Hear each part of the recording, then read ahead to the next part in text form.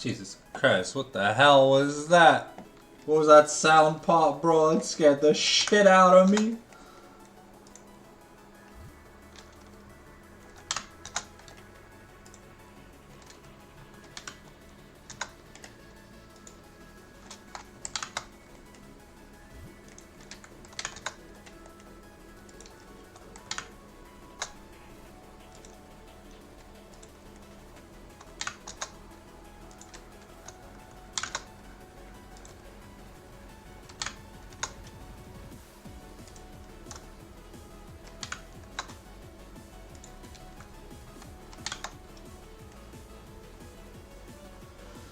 Alrighty.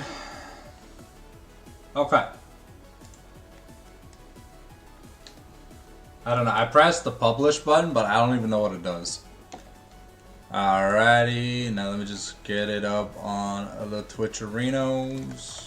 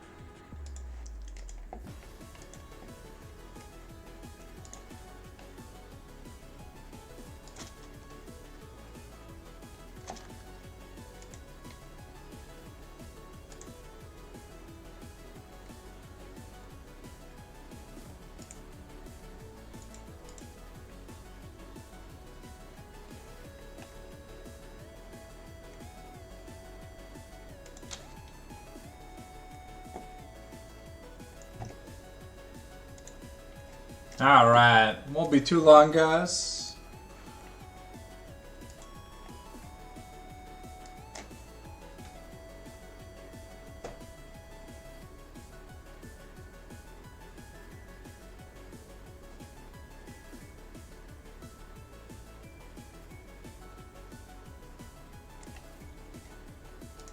Hey, we got ourselves a lobby.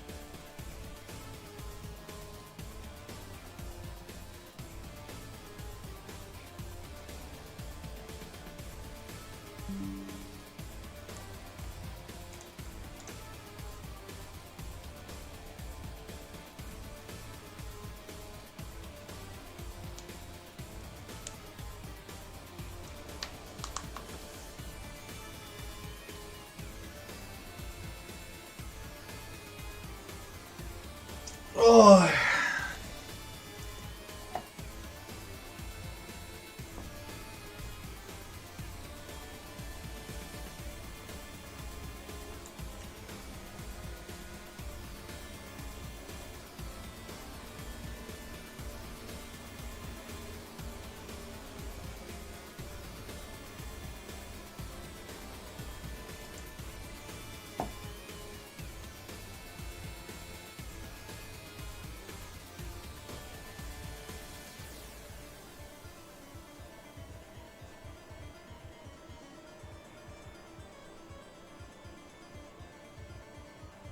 I'm just waiting for the draft link, and then we'll swap perspectives for you guys.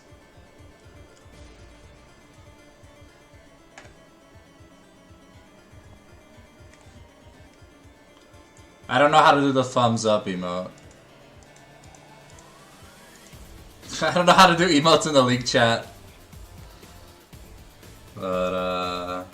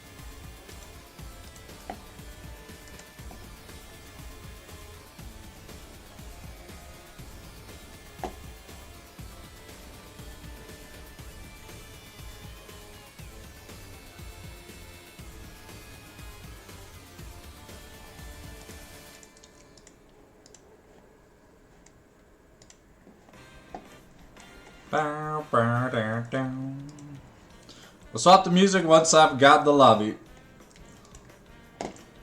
going. With no draft link, no music change. Speaking of which, let me just change my shirt real quick.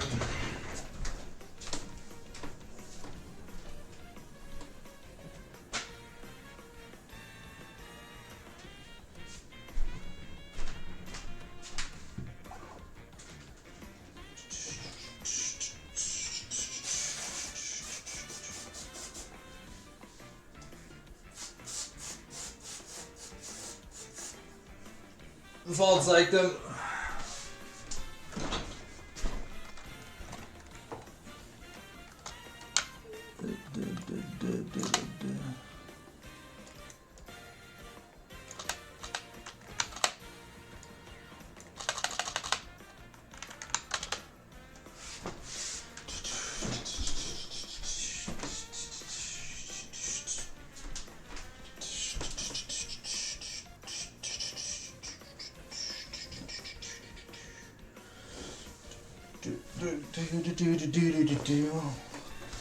Oh, there we go.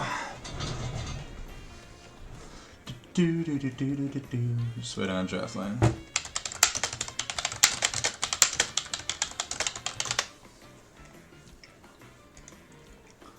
Ba ba da ba ba ba.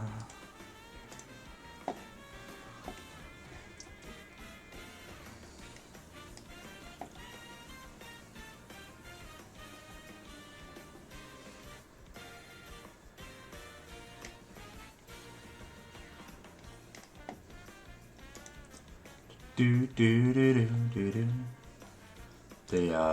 The VOD.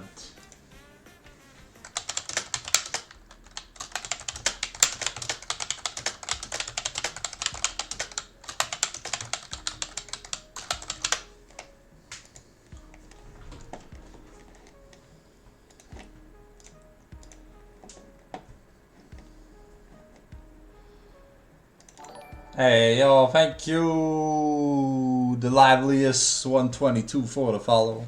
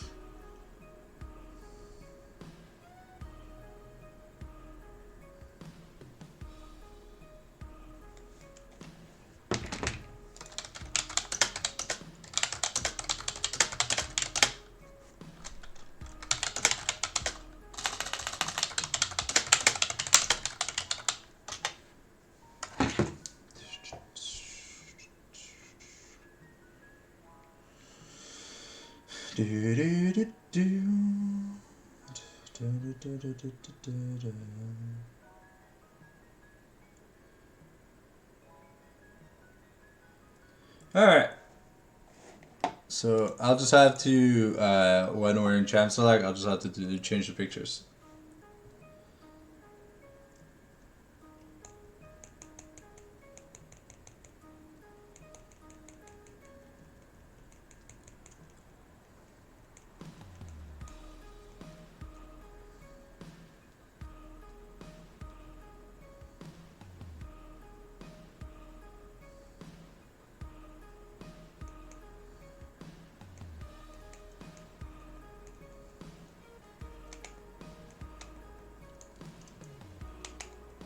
Alright, here we go.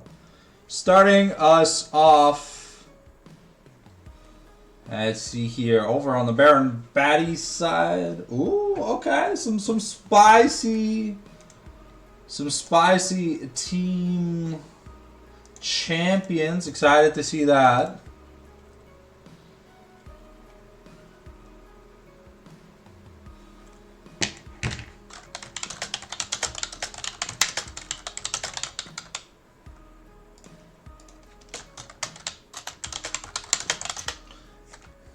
Alright, sorry about that. I had to type a sentence. Alright, so we got Fiora, Zaya, Jana. Entropy never gonna get to play his OTP, it looks like. Echo, who we saw, I think in the LCK Showmaker, kind of just having fun with the Dawn and Dusk item.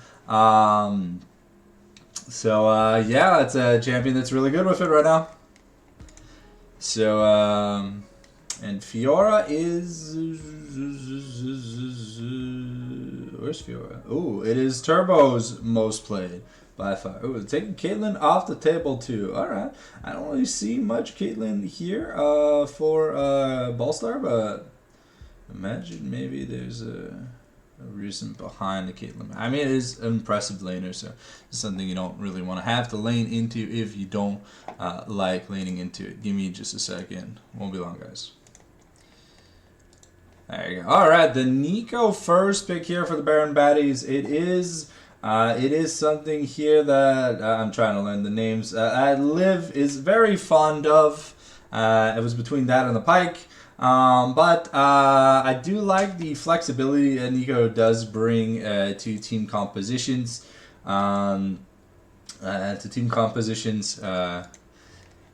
More than what Pike can do. At least for game number one. You know, you want to get off on a good foot. And here we're locking in some power picks here. Ball games, Jinx, and we got Ghouls the Jungle, right? Give me a second. Let me just make sure. Yeah, Ghouls Viego. All right. It's a lot of jungle champions in that pool. So I don't know. I don't know what it's gonna do, but Yunara versus Jinx, a classic current day matchup that we see a lot of. We see a lot of Yunara v Corki, but Yunara Nico, very annoying lane to have to play into. The Yunara Hamehameha, as I like to call it, the Arc of Ruin that becomes the Arc of Judgment in Transcendence, is very annoying to deal with early. And while in Ascended mode, it's a beam of energy. The Orianna, a good pickup here for the Baron Baddies. So we've already got solid team fighting fundamentals from them. Now looking to see what we're going to be picking up here from Ascension. It's going to be the Galio. Okay, so a little bit more of a defensive pick, but we've started building up the front line here for this team composition. So we'll have to see what we feel like drafting top end support wise though. Jarvan taken off the table, pairs super well with both Nico and Orianna. And so we're going to take some engage options away here from Ascension. Going to be banning the Nautilus away here from Entropy. Another key champion of note could possibly be the Melio, but Melio would mean you really don't have much frontline at all, and there's not much cleansable crowd control here from the Baron Baddies, so you also do have to keep that in mind when regarding like certain enchanter picks. So let's see here. The Malphite being banned champion has an insanely high play rate in all regions. Emilio going to be taken off the table here. A good bit of the support pool here for Entropy. Kind of just nuked into the ground. So see here what he ends up falling on to. Why am I signed into my French chat? Give me a second, guys. Can I sign me out of that? Okay. So the Braum, okay, alright. I spoke to Entropy before this game, and I told him how to make plays on Braum. So maybe we're gonna see some very, very spicy plays out of the Ascension bot lane. But it's definitely hard early if you don't get something good going. Maybe an early jungle gank could definitely help. But solid front line for Ascension. We're picking up the Mundo here for the Baron Baddies. We'll see if we get that sabotage item. I don't think so, because it's normally supposed to be built on like 80 assassins. Okay, so that is Mundo jungle here for the Baron Baddies. Solid against crowd control. Viego has no way to stun Mundo properly. And to be fair, with the amount of flexible top laners that are playable in the jungle, we see Jax, so we might see some Dawn and Dusk magician shenanigans. We'll have to see if that's the case. Now we get counter pick on for top lane here from Ascension. Let's see what Turbo Flyer feels like picking up, because he did not get any other bans besides his Fiora, and he has the choice of the litter. So we'll see here what he feels like playing. I mean, there's a lot of champions that he plays that aren't amazing into the Jaximus. But, okay. This is a champion that's pretty damn good into Jax. And it's going to be the Gareni. So, as we get ready to get into the game, ladies and gentlemen, reminder, if you're not already following the channel, follow the channel. What the hell are you waiting on? And let me put the pinned message in YouTube real quick. We're going to pivot to the super webcam while I do this. Apologies. Here I go. I'm going to pin the message for the people. And while we do that, yeah, so the VODs always go on YouTube. And the broadcast obviously is on Twitch. Because Twitch views don't really matter outside of the broadcast. Like, past broadcasts is kind of like a useless stat, while on YouTube, they don't delete your videos. On Twitch, they do. You have like 2 weeks to like get rid of your VOD or whatever. So it's kind of stupid. You can't keep permanent content on your channel. I think clips don't expire, but yeah, it's sometimes it's a little bit awkward. We are R for game. I think there was maybe an FPS issue here. Or a client-side issue for Gulex TV. So we are just waiting on him to reconnect to the lobby, so it won't be too long. But we should be getting it. Remember, there is no spectator delay, so the second champ select ends, we will... the second champ select ends, we will be getting right into the game. So make sure you go grab your snack, grab yourself a snack, a drink, and take a bathroom break if you have to, like right now, because we're probably going to be in game within the next 2 to 3 minutes, depending on these client-side issues. So yeah, don't wait, don't hesitate, just appropriate.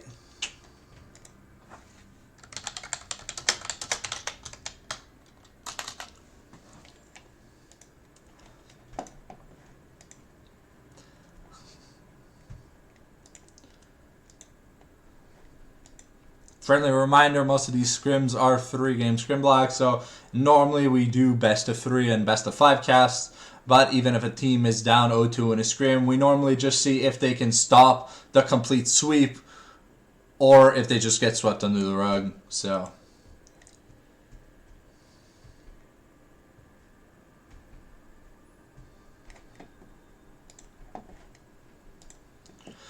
we should be good to get into the game shortly.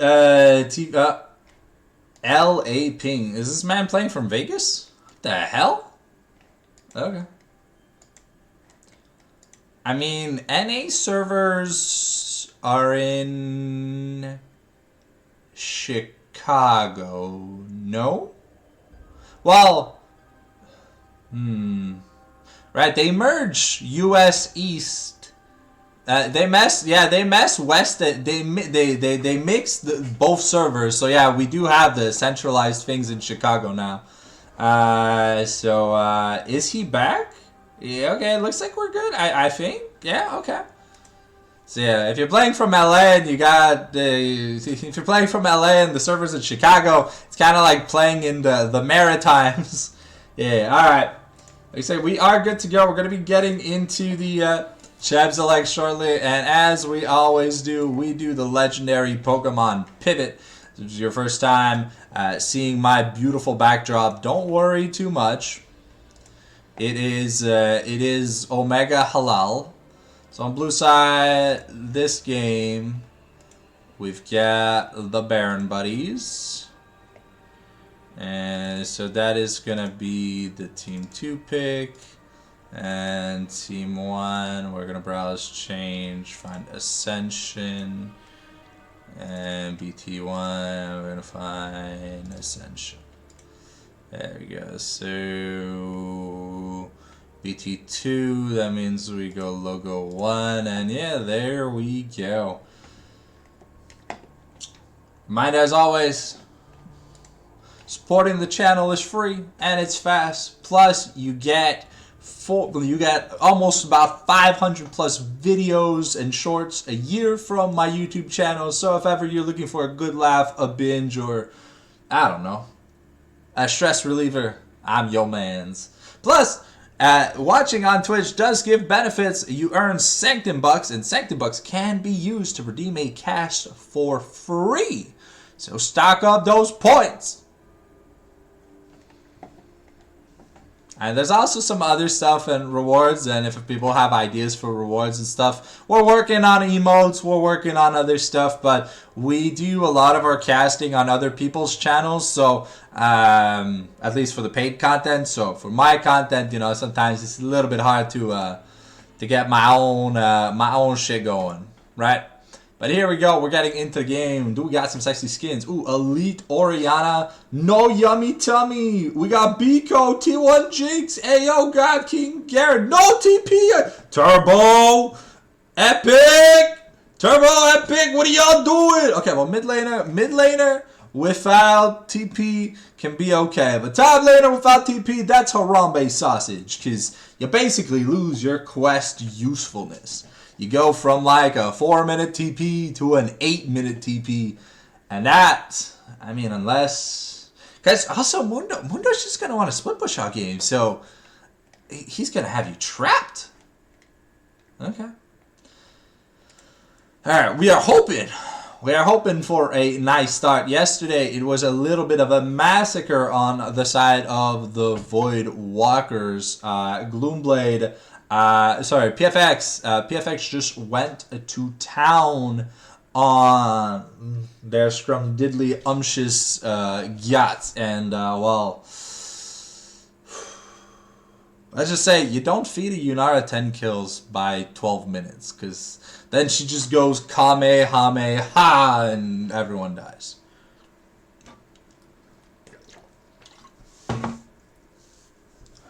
Alrighty.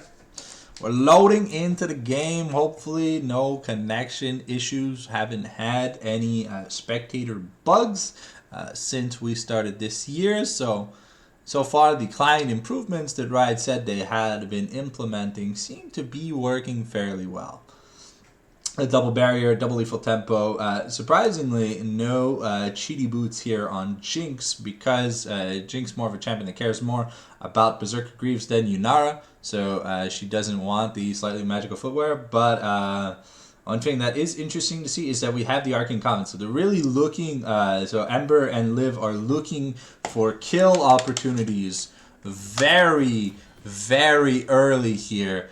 In the laning phase. They're looking to bully, they're looking to build a lead, because we all know what Yunara does when she's ahead. And bot laners, the quest, the earlier it gets done, the better it is, because you need a lot of CS or plates and kill participation. And if you are farming outside of your designated lane or outside of the zones of your designated lane, you will not be earning quest points. You got to be careful. Phalites are also very, very powerful warding tools early on. Has let in a drop of actual control wards being bought even at the professional level. Just because of how strong the item is. It looks like we've got vision on both sides. Let's see here what we end up getting in this early game. This double phase rush mid, honestly, is the most busted keystone in the mid lane. I think outside of Electrocute. It's going to be a battle for that level 2. Oh, okay, so it's Jack's jungle. Okay, so we're trying to take the strategic, strong approach into the Viego. Garen has to land 2 Qs in a row to get a silence because you got to pop the pill, break the pill, and then Q again, which you should be able to since the cooldown of the pill is shorter. The cooldown of the pill is longer than the cooldown of 2 Qs. Okay, level 2 here. We're looking to get aggressive. The Arc of Ruin here and Entropy could be in a bit of danger. Probably has the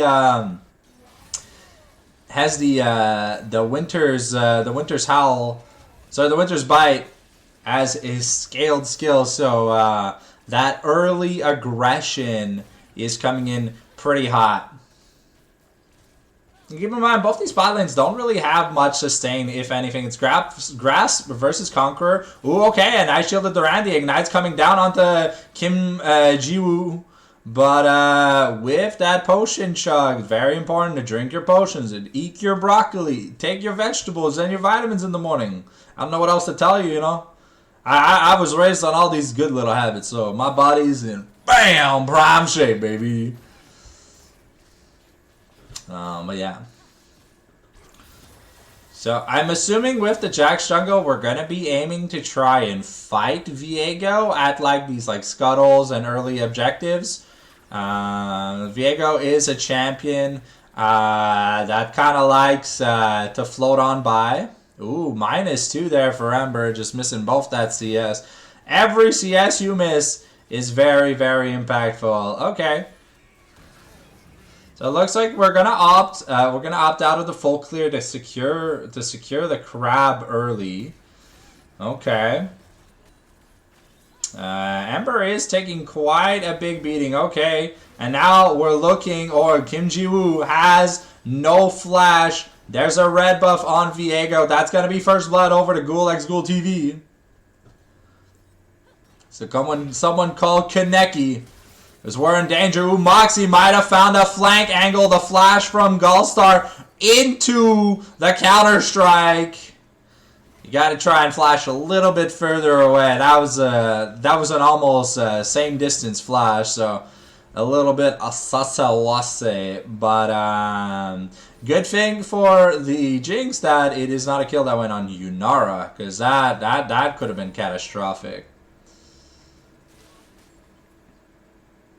But Hardbound Axe already finished here, so it looks like Triforce is going to be the first item here. So no Dusk and Dawn Magician shenanigans, because limited to one Sheen item overall. Thank God.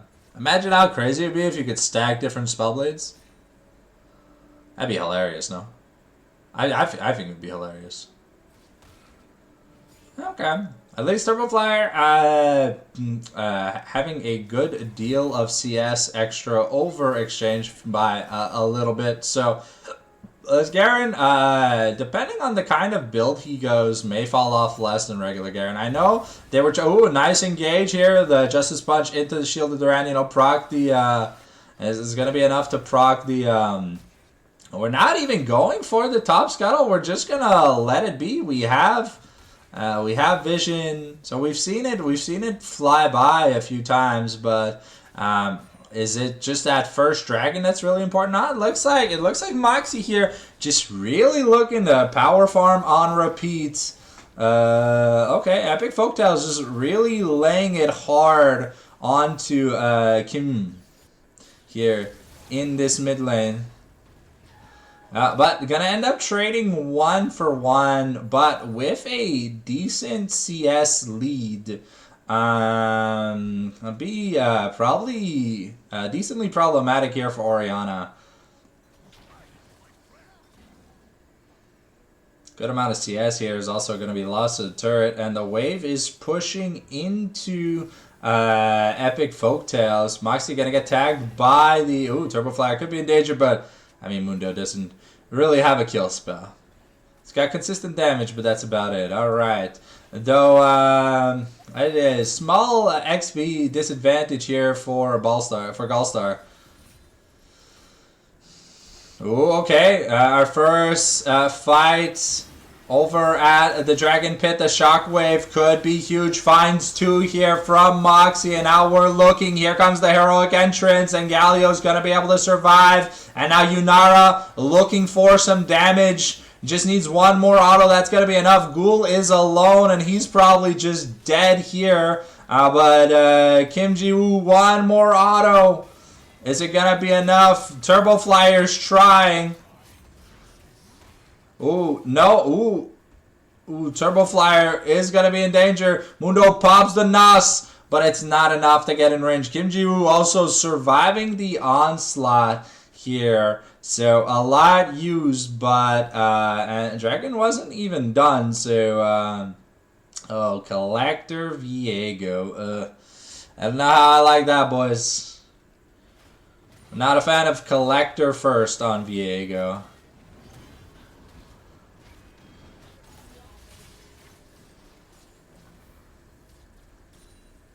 But it looks like we're going the regular Stridebreaker crit Garen. Here maybe things will change, but so far it looks very, very standard. Yuntal's here for Jinx versus the Kraken on Yunara. And Epic Folktales has built up a good enough CS lead here to be able to kind of roam around in between waves, as he does clear a little bit faster right now than Kim does. All right. Now we're back to power farming in every lane. We've got grubs that are just spawned. Dragon is just being ignored right now. Moxie just really turbo farming.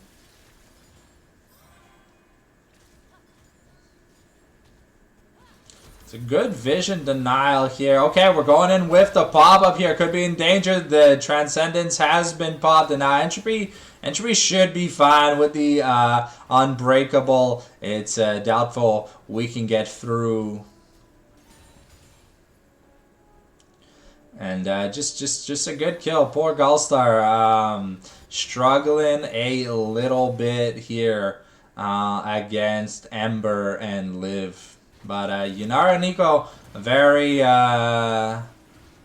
annoying lane to have to play against. Ghoul could be in a bit of danger. It's a 2v4 right now. Shockwave is available for Orianna.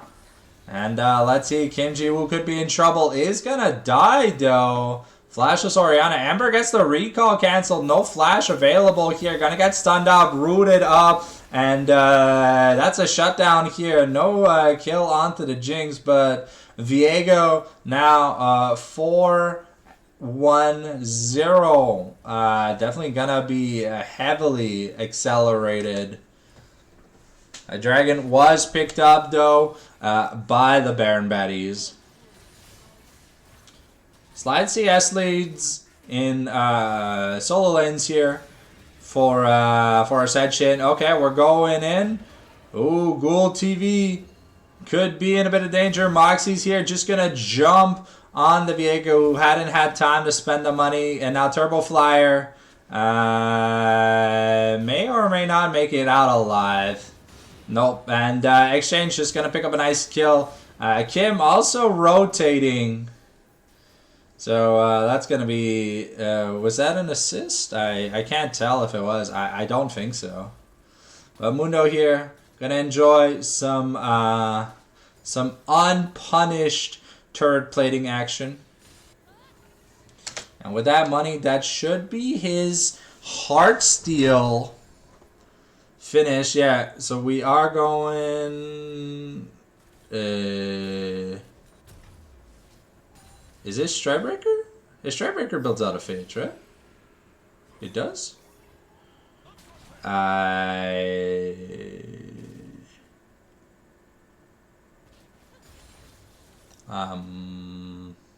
not sure. This almost looks like a Trinity Force. Oh, here comes Liv. We're going in. Transcendence popped. Ember looking in, but now Ember a little bit low, and that's the Super Mega Death Rocket. You're gonna be super dead when you get hit by it. So Turbo Flyer is trying to do some damage to Mundo, but that's a oh wow. Gallstar though taking really low here.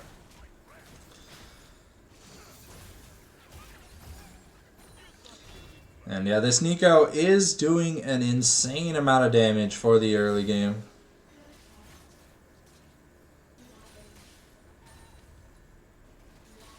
Epic Folktales does have to be a little bit careful. No TP, so he's got to time his backs properly. Yeah, it looks like Luden's Echo going to be the item of choice here for Oriana.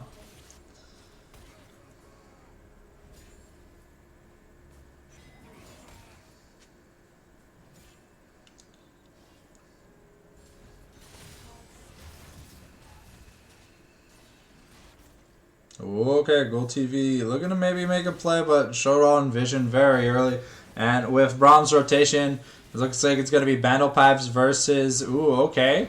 We're going in. Moxie looking to have some fun. Has his Triforce. And Ghoul TV gets smacked down here. Epic Folktales use the hero's entrance, but... Ember of Flame still doing a lot of damage. Moxie is very high health. No ult, no flash, but this Jax is definitely at a scary point in the game. Much stronger than Viego, at least in 1v1 scenarios.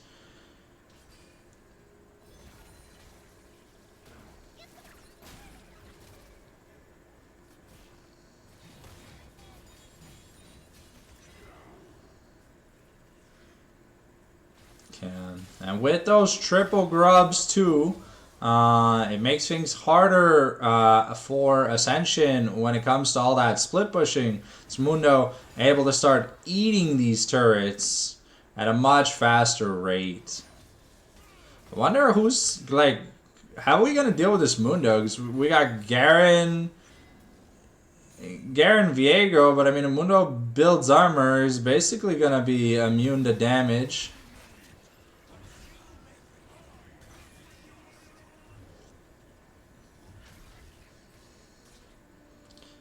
Kim Ji-woo getting some good push here. 2 plates now into this mid. The Jordans just upgraded here for Epic Folktales. Fortunately, Moxie going to take 2 turret shots from that taunt. And it really would be nice on the spectator client if we got like an indicator without a UI change. Ooh, okay, Shockwave gonna miss. Folktale was too fast with that phase rush. Ooh, okay, that's Garen just doing Garen things, and nice double pop up here. Gallstar gonna be taking down Entropy. Gonna be sleeping with the fishies. Amber could be in danger here, but it's still a Yunara. So the Yunara Hamehameha not going to be enough, but Ascension kind of struggling this game. The Viego has a lot of money, but it hasn't been able to translate into a lot. While Moxie on Jax, can just jump on people. Liv can just freely engage with no punish here. Got a very late game scaled comp, and I don't know if they're gonna have the time for it to come to fruition. It's opposition versus Solstice Lake here in the bot lane. Jordan's finished up here for Kim Ji-woo. And we see the quest is now finished for both bot laners. So normally bot laners should be rotating towards the mid lane, but Ghoul TV struggling a bit here. Exchange is just running him down. Mundo's not that strong in the early, but the no HP ever on a Viego kind of does commiserate his downfall. And that should be, that's going to be Rift Herald picked up. So all objectives so far, all 4 objectives picked up for the homies over at the Baron Baddies. Truly showing us that there ain't no party like a Diddy party. We're going to dodge the Infected Cleaver here from Mundo, but the Yunara Hamehameha, is it going to be enough? We got the Knockabender of Flame is now getting punished here. And no, Moxie does so much damage. Ghoul TV has to retreat. And there's a 2-level difference. Entropy just gets melted. And that's a turret going down. Kim Ji-woo holding onto that bot lane. But Gullstar might just lose this turret as well. There are grubs. There's a big wave coming. And oof. Wow, that Hollow Radiance proc was pretty nasty, don't you think, guys? I killed like what 10 minions at once. It stopped. It cleared the entire wave. That was funny. You don't always see that, but it's pretty cool to see when it does happen. Okay. We are already at the 2+ item mark for Jax, and it doesn't look like Moxie is slowing down. Just like in Pokemon, the stat boosts are just gaining momentum. Entropy used a clean stand behind me to try and get away, yeah, Moxie clearly not showing any signs of slowing down. We're fighting in the top lane, but Turbo Flyers Garen not really able to get much done here against the Mundo, who's almost gonna have this Heartsteel soon to just passively gain extra XP. Let's see, can we stop the next? Ooh, okay, no. Ooh, okay, Moxie could be in a bit of danger. That's a big shutdown, but Entropy's going to be the one going down. Ghoul TV doesn't have the flash, going to use the Heartbreaker. Maybe he gets onto Yunara. Ember is going to get taunted, but dodges the Super Mega Death Rocket, and it's Epic Folktales picking up the kill here on Ember the Flame. Orianna now teleporting into the mid lane, had taken the bottom had taken the bottom outer, but now Kim Ji-woo could be in a bit of trouble. Epic is tanking for as long as he can, but is Epic just gonna die to the turret? No, it doesn't look like it. Turbo's trying to do as much damage as he can, but essentially the second the Warmogs procs and just heals Mundo back up. Mundo basically immune to Garen for now. Let's see if he does develop an anti-Mundo tech, because it just feels like there's just way too much healing right now that the Mundo has access to. We are building a Rift Maker here. They give Epic Folktales maybe a little bit more damage, but it'll be a while before we hit that damage threshold from the side of Gull Star. I always want to say Ball Star because it's B Gull Star 1. But yeah, okay, Yunara with the AD Experimental Hexblade. So looking to get that crit, that true damage, that extra boom boom shakalaka. And we saw yesterday that it's a very effective item at just, turning a Yunara Hamehameha into a udie.com domain. So we'll see if Ember the Flame can repeat Outflade's a giga impressive performance. Live here looking for a gank. Gonna get the pop-up here onto Epic Folktales. Are we gonna try and get the heroic entrance escape? But it just looks like we're running it down. That's a lot of ultimates. A lot of cooldowns used here. And Folktale now not really in position. Mountain sold this game. Soul Point on the line here for the side of the Baron Baddies. And we're going to town. Okay. Okay, Kim Ji-woo tries to make it back. Gulstar able to pick up an outer turret for himself. We're going to scoreboard down right now because, ooh, is that a heart seal already finished? Yep. That's crazy. Yamundo's basically at the you can't kill me stage. Ghoul TV might also be in a bit of danger. Has the Heart Seeker over the wall, so that's a very important Viego ultimate that won't come back off cooldown unless there's a takedown with his name on it. Okay, making sure that they are not doing the Baroons, but looking at it here, looking at the money, no me's, deficits everywhere.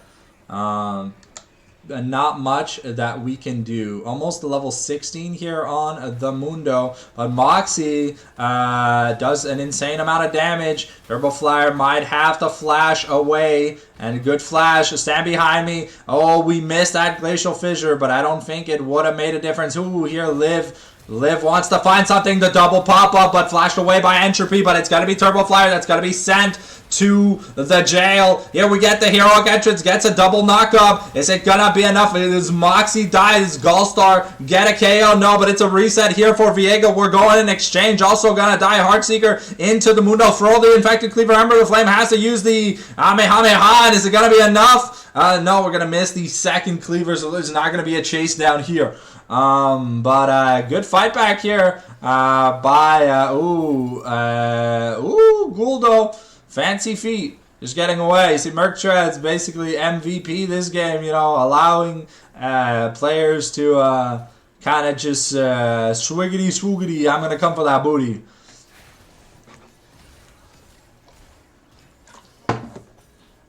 Ember not popping off as hard as his support is.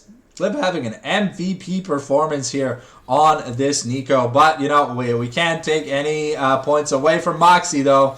They're doing really, really good. Okay. That should finally be the Infinity Edge here for Jinx. So we are at the 3-item mark. While you now are working on the 4-item mark. So, well, 2.5. So, at least the gold deficit isn't that bad. The thing that worries me a lot is this jungle disparity. We're finally starting to build a little bit of defensiveness here. Oh, okay. Is that Edge of Night on Viego? I mean, it looks like it. Unless someone can confirm that it's a different item, just let me know.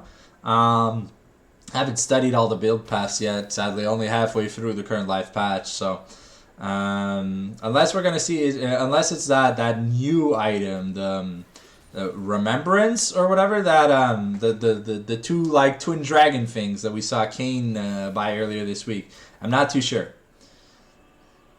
So it's Derek's second item here on Garen. So we're going Bruiser Garen instead of Crit Garen. Very, very interesting. So not going to be likes of the PD. But no Black Cleaver means that Garen's not going to be able to get much damage here. Moxie already does 50%. Ooh, good Glacial Fissure. The CC lock up. Get the reset. Pick up the Jax. We're stronger. Liv is going to die. Epic Folktales picks up a kill here.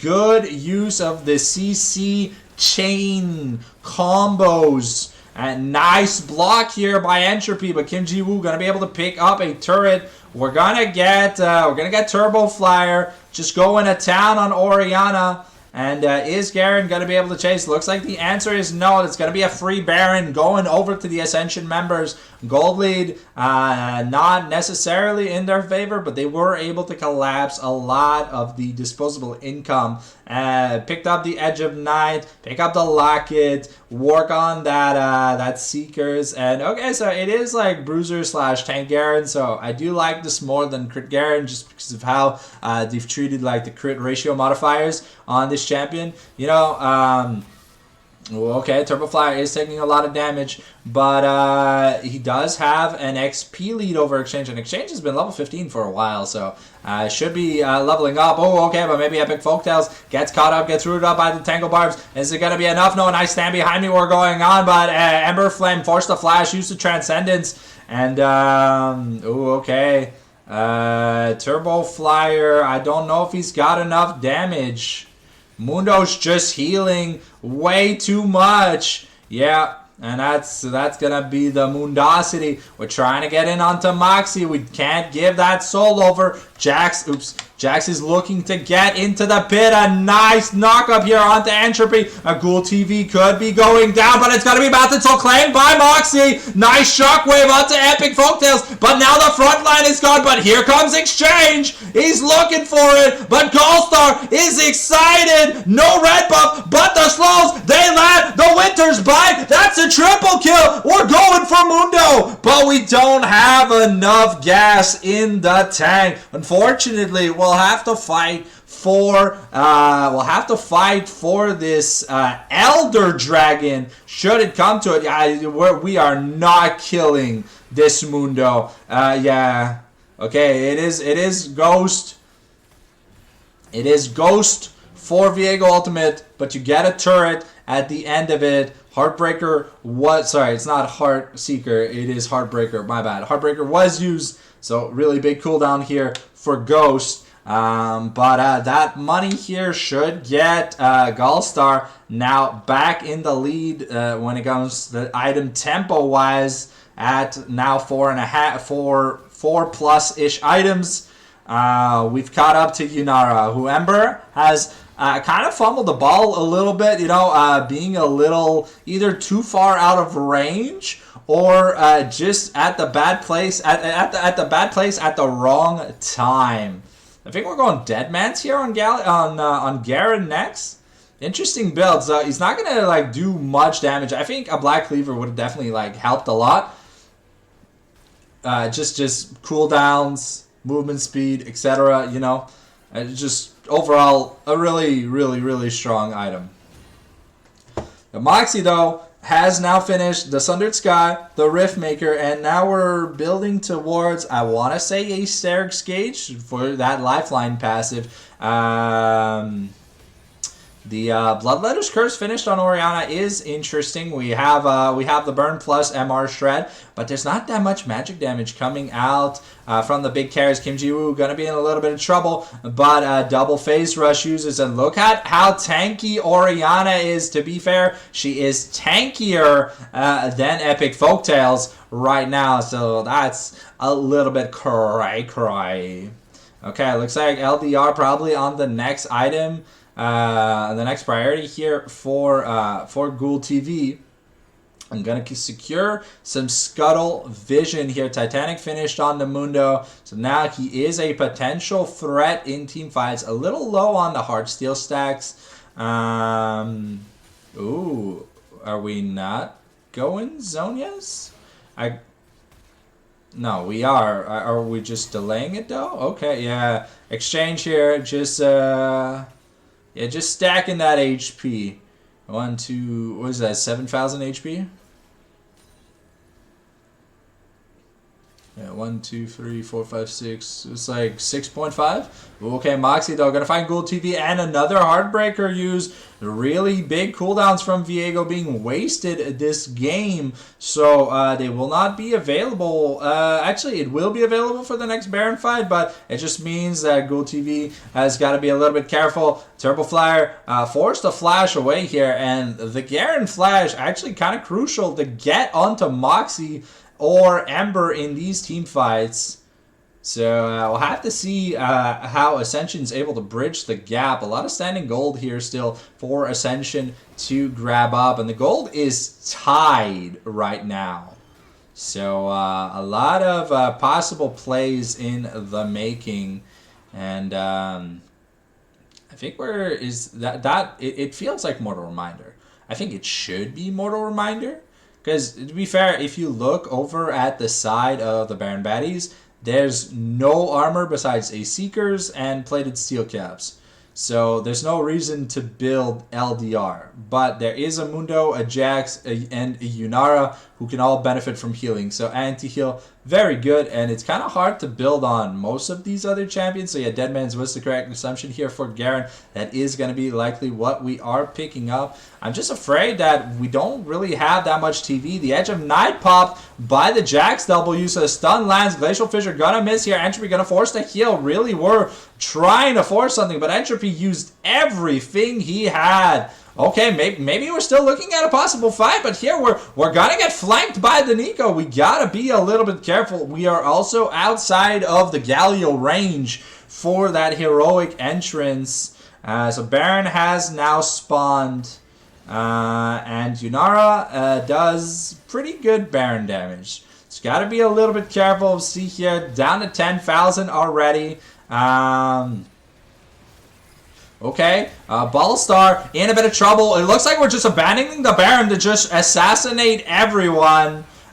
Because while that's all that really matters, live here with a clutch. Zonya's gonna not live through epic folktales, but the Yunara Hamehameha as we transcend into a greater being. Baron has reset. And now, yeah, we are just gonna end up picking up 4 kills for 1. So Liv sacrificed beautifully. Here we're popping the Nos, and now Mundo should be able to get onto Viego.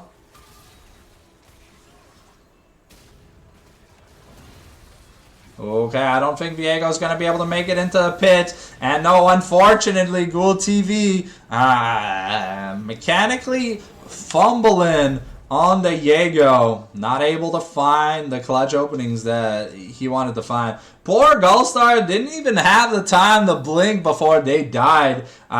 They were just found and killed. Moxie was like, get off Baron, we're killing them right now. Beautiful shockwave distraction. And ooh, look at that Mundo turret damage. That is disgusting. Level 19 on Big Doe. And there is no smite available here, so it's gonna be an uncontested Elder unless we get a super mega Death Rocket Steel. I can't see the dragon's HP, but it's getting low. It's down in smite range already. It's over. And,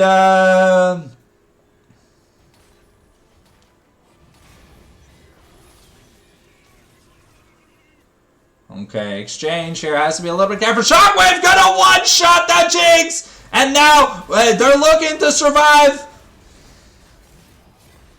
Okay, we trade... we trade Mundo for Jinx's life, but it's an Elder. It's up. There's no. I mean, there's some ults available, but I don't know. I don't know if we can end. We have Baron and Elder though, so we very likely should be able to just force the fight. You have Elder. Don't let him clear the wave. Protect the cannons. Sometimes these lower elo teams, I get a little bit scared. Gimji Woo here trying to. That's gonna be Nexus turret number 1 down, and we're taking the other inhib. Okay, we are playing really scared though. Mundo has TP. Mundo has TP and he is alive. Here. He's coming in through the top lane.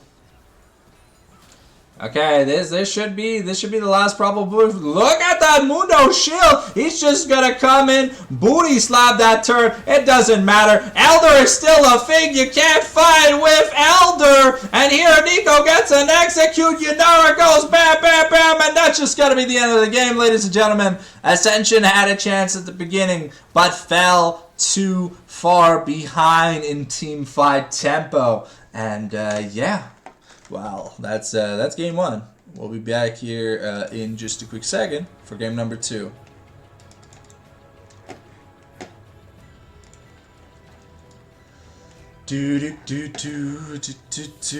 So how we feeling about game number 1, folks? Because that was pretty close until it was just the massacre.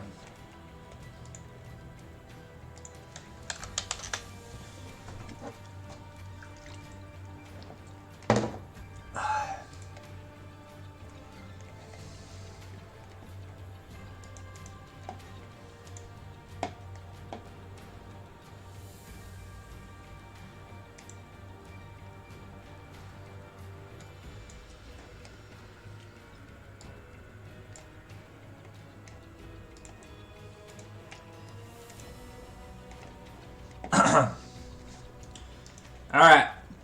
Waiting on the lobby invite, and then we'll change perspective real quick. The teams are still selecting which side they want to go on. So once we have a little bit more information, I'll be able to inform you guys. But for the time being, so I don't feel like the Ascension team comp did too many bad things. I just feel like there was a clear lack of team comp identity in the draft, because, you know, we drafted an early Jinx, we picked up the Galio and Viegas, so we clearly wanted the team vibe, but then we picked up Garen as the top lane. Out of all top lanes that are available for Turbo Flyer to play, Garen doesn't team fight. Garen, like Tryndamere, like a bunch of other split push only champions, does only split pushing. He doesn't know how to do anything else. He only wants to split push. So, and I mean, we got a solo kill or two on the Mundo. That's great, but we pivoted into, like, I don't know if it's the standard build to go Stridebreaker into Derek's Deadmans, but it felt like, because when Garen goes crit, like, if you go Glass Cannon on Garen, you are chunking people real fast. And, like, you see an AD carry or someone who doesn't build armor, you instantly delete them. But there was just no consistency with the damage here from Turbo. So, it's a little hard to say. Maybe we could have gotten more out of it. Thank you, PS Moxie, for the follow, my dude. Enjoy your stay here. But, yeah, over on the side of the Baron Baddies, yo, leak what's in the peanut butter? Peanut butter? It's my emergency protein jar.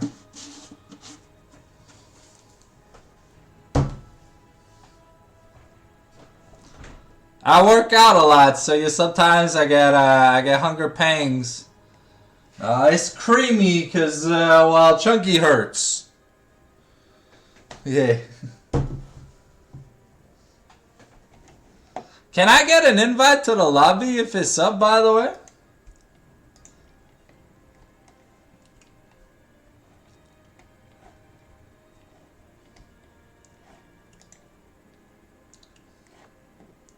But yeah.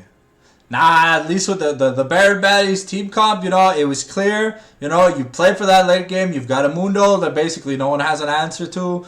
You've got Oriana, who's going to look to one-shot the AD carry in the late game. And then you have, like, Yunara and Jax that are just consistent. So it felt like the front-to-back identity was identified for Baron Baddies, but at least for Ascension side, I don't know, we kind of got lost in the sauce halfway. The top lane pick didn't really make much sense, at least to me. It's a good pick into either Jax or Mundo, don't get me wrong, but for what the game plan probably was, it didn't do what it wanted to do. And without teleport, you really can't split push. You really need regular TP. If you take Ignite, this is the biggest problem with top laners, is sometimes they play through ego, and ego, you can't spell ego by spelling the word teamwork, okay? I've tried. You need that 4-minute TP. The 8-minute TP, bruh, shit's dead content. It's a solo queue thing. It's literally for solo queue, that 8-minute TP. But in teams, you know, we need that 4-minute TP. No. He had an 8-minute TP. Regular TP is 30 seconds of 30% max health shield every use. You cannot tell me that is worth more than 200 damage from Ignite.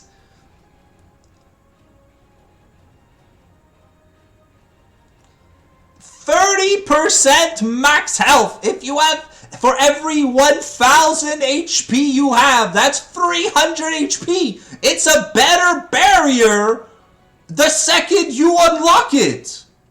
And it lasts 30 fucking seconds. Do you know how long that is in a team fight? That is the team fight, and if not more. So you basically get an Immortal Shield buff for free the second you get your quest rank up, and then it becomes like 2 or 3 Immortal Shield buffs depending on if you actually build HP. Come on, guys. Come on, guys. It's basic math. But it is so OP. 30 seconds. If it was 10 seconds, maybe there'd be room to complain. But 30 seconds? My brother in Christ, you clearly come from Fortnite if you think 30 seconds isn't a long amount of time. In League of Legends, in a team fight, 30 seconds, bro, it feels like 5 years. But why not lobby invite, though? Can I get a lobby invite?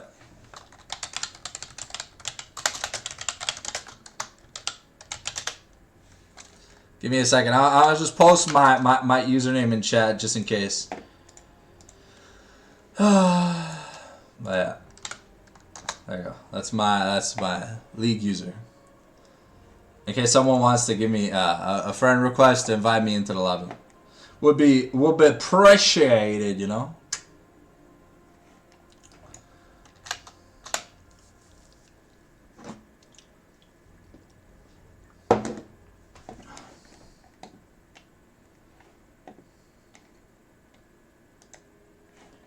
Alright. So, yeah, other than that, some draft diffs, but other than that, the game was like relatively close. But the biggest problem is this game is if you fall behind tempo-wise, there is no Otacon or super OP Void Grubs, or the Rift Herald ain't even that good anymore, you know? Like, there's no easy combat mechanic. We are, like, the current season of League, and I have said it and I will say it again, it is a team fighting simulator, and if you are down 5,000 gold every team fight, unless you are mechanically 2 times better than your opponent, 90+% of the time, you will just get rolled. And, like, sure, there's turret plate money, but it doesn't scale. If you're 10,000 gold down and you take 2 turrets, grats, you got 1,000 gold. You lowered the deficit by 1k, and then they take a team fight and they still roll you because they're 9,000 gold ahead.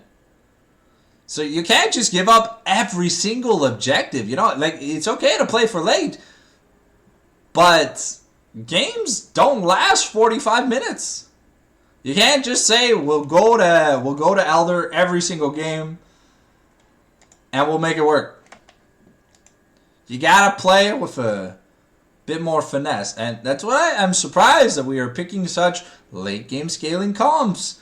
There's so much early game money that, you know, maybe early game champions are a little bit stronger. You can easily close out the game before it gets to the point of no return. There are some champions that are just like guarantees in the late game, like you saw Yunara, you saw Jax. Jinx is great if she can get shutdowns, but what happened in the last team fight? Well, in the before last team fight, Jinx got one shot from just the shockwave on Orianna. The shockwave plus Luden's echo damage 100%ed Gallstar's HP bar. And AD carries, they only go shield bow like 6 item, if anything, or 5th or 6th item. And that's like the 40+ minute territory if you're behind. Sure, farming's okay. But if you're like 0, like if you're like 2-5-2 at 35 minutes, you ain't gonna have 5 completed items. I can guarantee you that.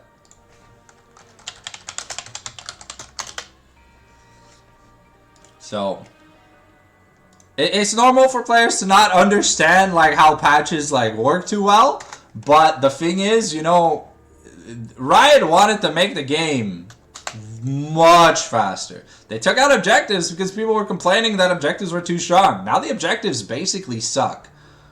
And if you're just letting them all go, early soul is a thing, by the way. You really have to try and contest objectives. Because going 2-2 in dragons by the 5th dragon is fine. But being 0-4 on 4 on spawn on point? Hey. Either you play like T1 does in World Finals, or you don't know what you're doing. Now, be honest, it's not many people that play like T1. It's a plot armor they install at Worlds itself, you know? It ain't an acquired thing, you know? Alright. So I still have not decided side selection here for game. It looks like we are keeping the same sides, but is the draft started? No? Is it just me, guys, or has the draft not started? Oh, they haven't. Okay, side selection wasn't decided. Okay. No worries. But yeah, I would love to see a bit of faster paced gaming. Because if both teams play for super late and it stretches out, sure, that's fine. But this meta enforces snowballs, like really hard in competitive. And if you're just behind, there's almost no way to come back. Like unless literally someone like turns off their screen mid-team fight and they're the important character. So you gotta play with a little bit more moxie, you know. You gotta want more things. It's ironic, right? Guys, to be fair, today all the like LEC games or whatever, they ended in 10,000 plus gold leads. Like once a team just starts snowballing, there isn't an anti-snowball or catch-up mechanic anymore. There's no possible throws at Otacon. You know, dragons, if you're not taking them, well, they're not going to benefit you. And they nerfed the void objectives by a metric shit ton. And Baron is now dangerous if you're behind, because it hits it targets everybody for the shred. So taking a team fight at Baron is no longer a smart idea. So we'll see if any adaptations or changes get made here for game number 2, but that is what I'd love to see. But anyways, we have a, let me just update the scoreboard here. The Baron Baddies up 1-0 in this 3-game scrim block. Let's see here if we get maybe some spicy early picks, because I do see a lot of things that can be considered like earlier game that went completely untouched. So I'm hoping we see a bit of a change, you know. Over, I think this is my 4th or 5th day scrimming in a row. Well, casting scrims in a row. I've seen a lot of teams kind of fall for the, okay, we'll just pick late game champions. But you can't play like it was the last season. You gotta play a bit faster. Just, you know, push it. Alright. Let's get it going. Oh. Looks like we have opted to swap out Gallstar for clones. Okay. I do not have any info on clones. Nope. Okay. So it looks like the bands are staying identical for now.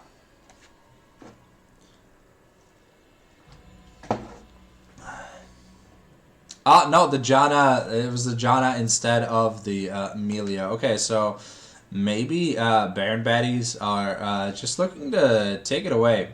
So the Caitlyn ban here. Caitlyn hover right now.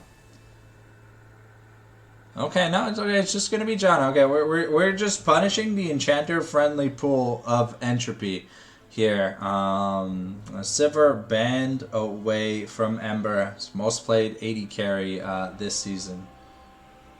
I'm not too sure where the Xayah comes from. Wow, it's a single Xayah game. But okay, okay. Picking Volibear. Volibear is really good. Has good early potential. Has snowball ability. And that is probably what we want to see here from the Baron Baddies. They played a late game comp, but I mean they kind of won early, so they came back with it. I'm gonna have to use the washroom before we get into game number 2. So since we're not doing since we haven't changed sides, don't worry about it. You won't be missing out on anything. The Tristana here for probably clones. Okay, interesting pick. It's a very early, much earlier game 80 carry pick. Mobility, higher potential damage. I know the crit factor on this champion, like the E kind of got nuked into the ground. So maybe that changes up the build, but I think we're still going pure full crit. It's just it was toned down. So Shana very powerful early game. Here that we're looking at the Smolder. Okay, that is I mean, depending on the Smolder build, but I think it's gonna be like it's probably gonna be like Essence Shojin something, but as much CDR and as much CDR as much ability haste as you can potentially get on a champion. Like maximizing the CDR on the Super Scorcher Breath is what we want, because you need those stacks. You need to get that scaling, and Smolder basically has a collector in his passive if he hits 225 stacks. Okay, we're getting TF. All right, that is interesting here. That is a it's not a takeaway from Folktales. As a But it is the most played champion for Jiwoo here. Interesting. An okay, kind of subpar KDA, but good win rate over 14 games. Ooh, the LeBlanc answer here by Folktales. Okay, so this is a champion I don't want to see teleport on. I want to see the Ignite. I want to see the Electrocute. I want to see the Ludens first. I want to see the kill harassment. Because, you know, TF normally goes the... oh, we're banning Yasuo. Okay. Interesting. Oh. Who is... I'm kind of confused. Why are we banning Yasuo? Oh. Was there a lane zone? No. Okay. Maybe we think it's TF jungle? There's no way it's TF jungle. Right? I don't think so. Alright. They're banning Zek, banning Ajax. Okay, we are just hitting comfy champs here for the top lane. Okay, I guess that makes sense. At the end of the day, we're just hitting possible comfort picks in the top lane. So I mean, Yasuo is pretty good against Tristana, so could be a possibility here. Alright, let's see what the last ban here is gonna be. Silas.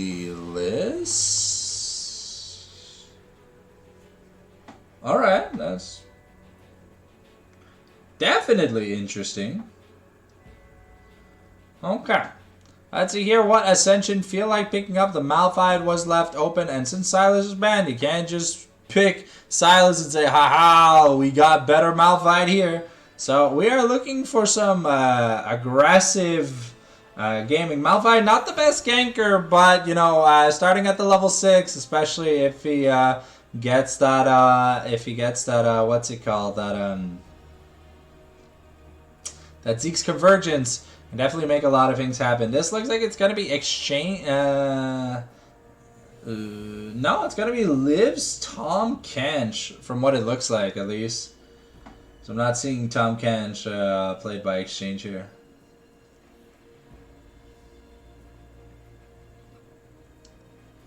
Alright. So we've got a get out of jail free card here for Smolder. I'm picking up the Gragas.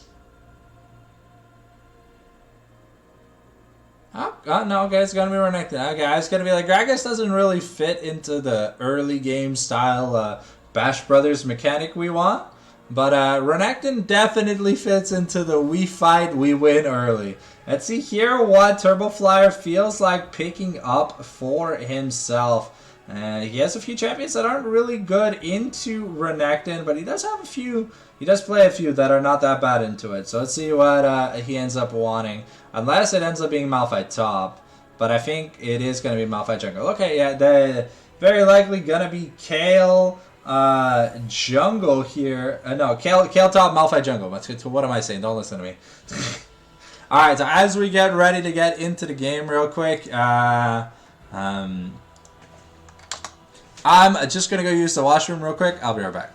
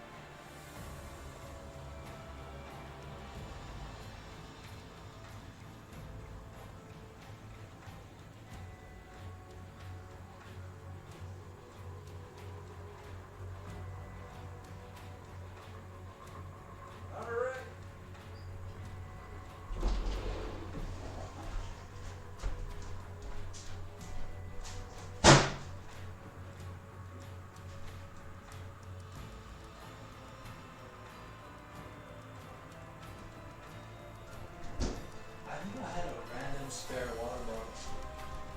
I just didn't know I left it on the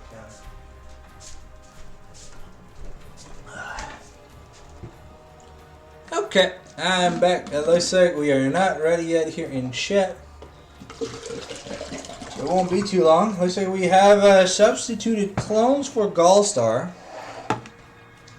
Let's see here if we're able to make the changes.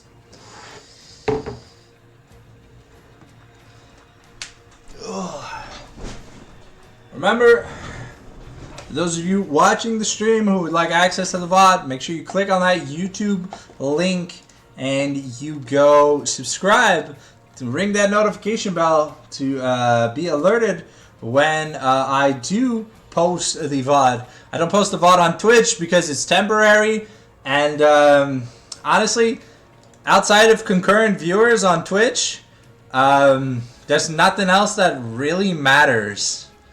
So it's better for the YouTube if we just put it there. Apologies. But yeah, we also do daily variety content, so Pokemon, RuneScape, League of Legends, Gacha, anime review. We're doing a playthrough of Class of '09 that's gonna be live at midnight tonight. Jeez. Oh, Mario and Donkey Kong gameplay.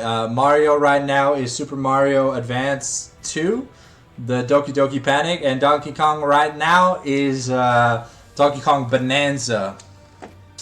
If any of those sound interesting to you, go check it out. Alright, we're going to pivot to the Super Webcam, because we are just waiting arena. Alright, looks like we are getting ready to start now in the champ select. Gonna pivot back into the Booba Cam. So yeah, a reminder, supporting the channel, super easy. Follow on Twitch, subscribe on YouTube, takes 5 seconds. Check it out if you care. We got plenty of cool content coming up for you guys.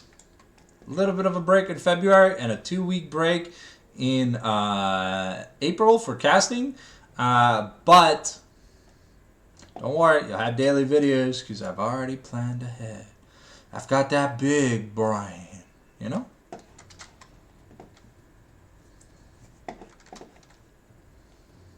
Sorry, my mustache hair is entering my mouth and it is fucking nasty.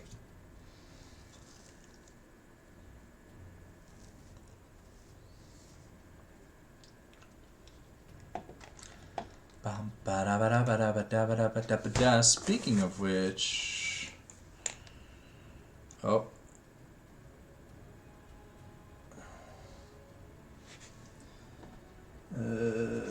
where's the charge? Oh, my headphones are good to go, I hope, right? Let me just double check real quick. Oh, I haven't opened the thing.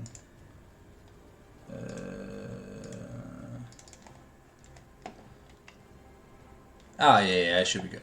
Okay. Here we go. We're getting into the game, ladies and gentlemen. Alright, do we got some sexy skins? Ooh, Immortal Journey Kale, Coven LeBlanc, Dragon Trainer Tristana, Arcana Tom Kench, Thunder Volley, Showmaker, Twisted Fate, and Project Renekton. Okay, we got quite a few people here, but I mean, it happens, you know, we're in the big 26. Some people got their funny up instead of the money up. That's why they work at McDonald's. No, I'm kidding.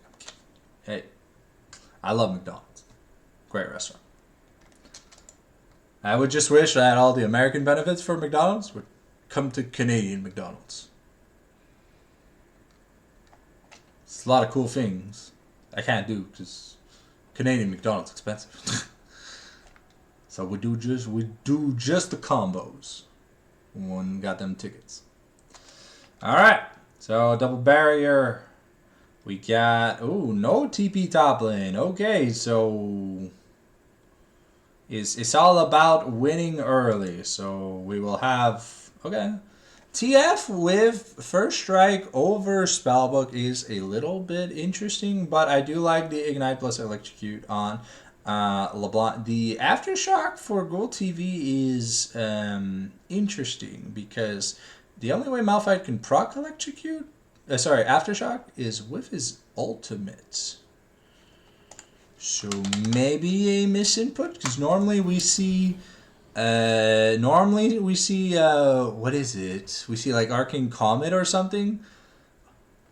Arcane Comet or like Phase Rush or something on a Malphite.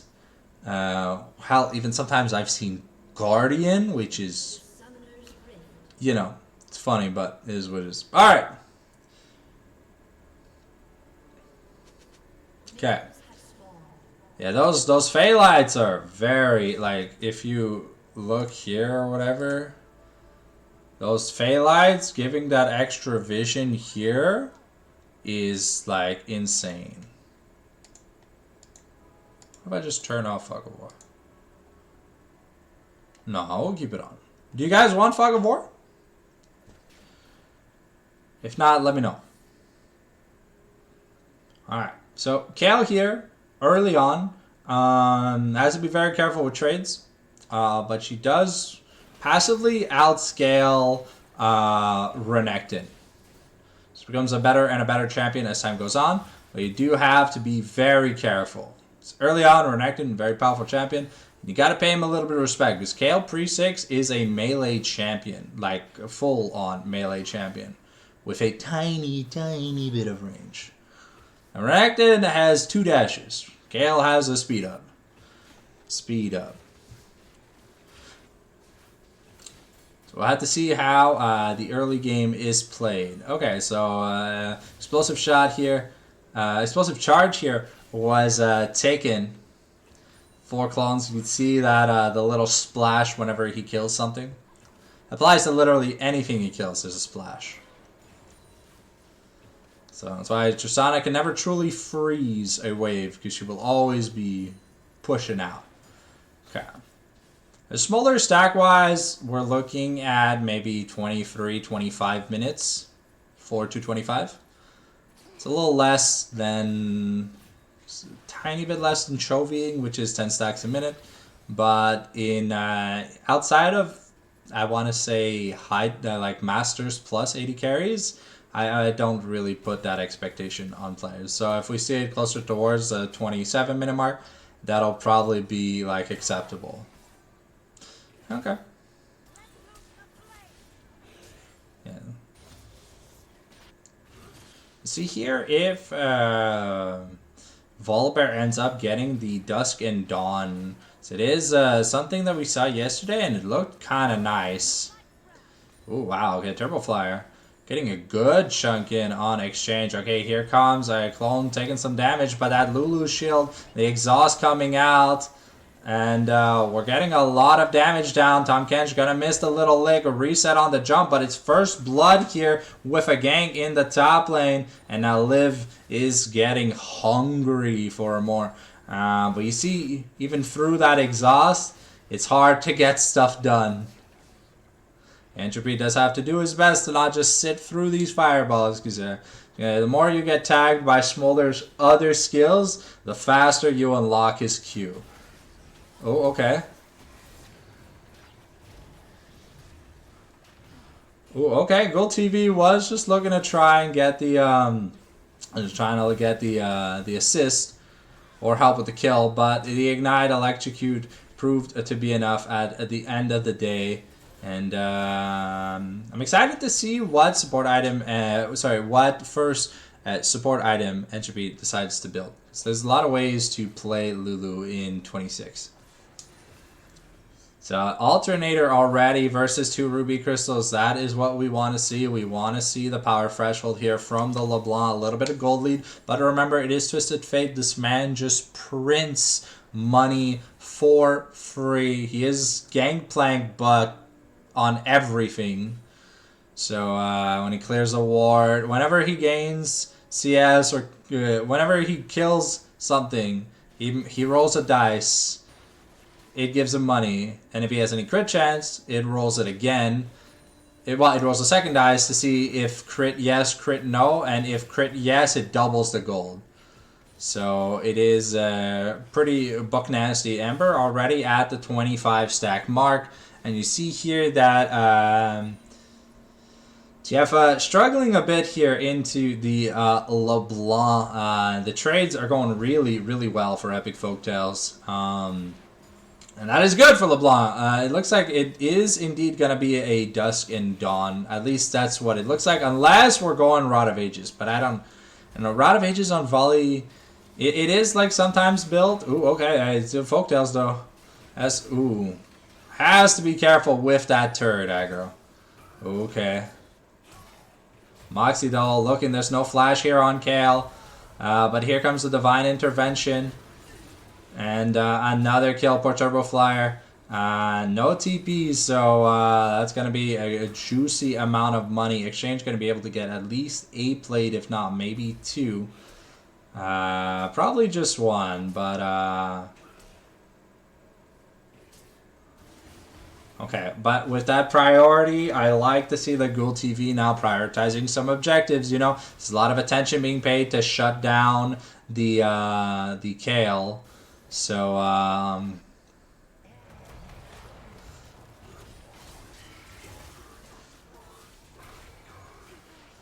okay, well, unfortunately for Turbo Flyer, there's literally nothing that they can do.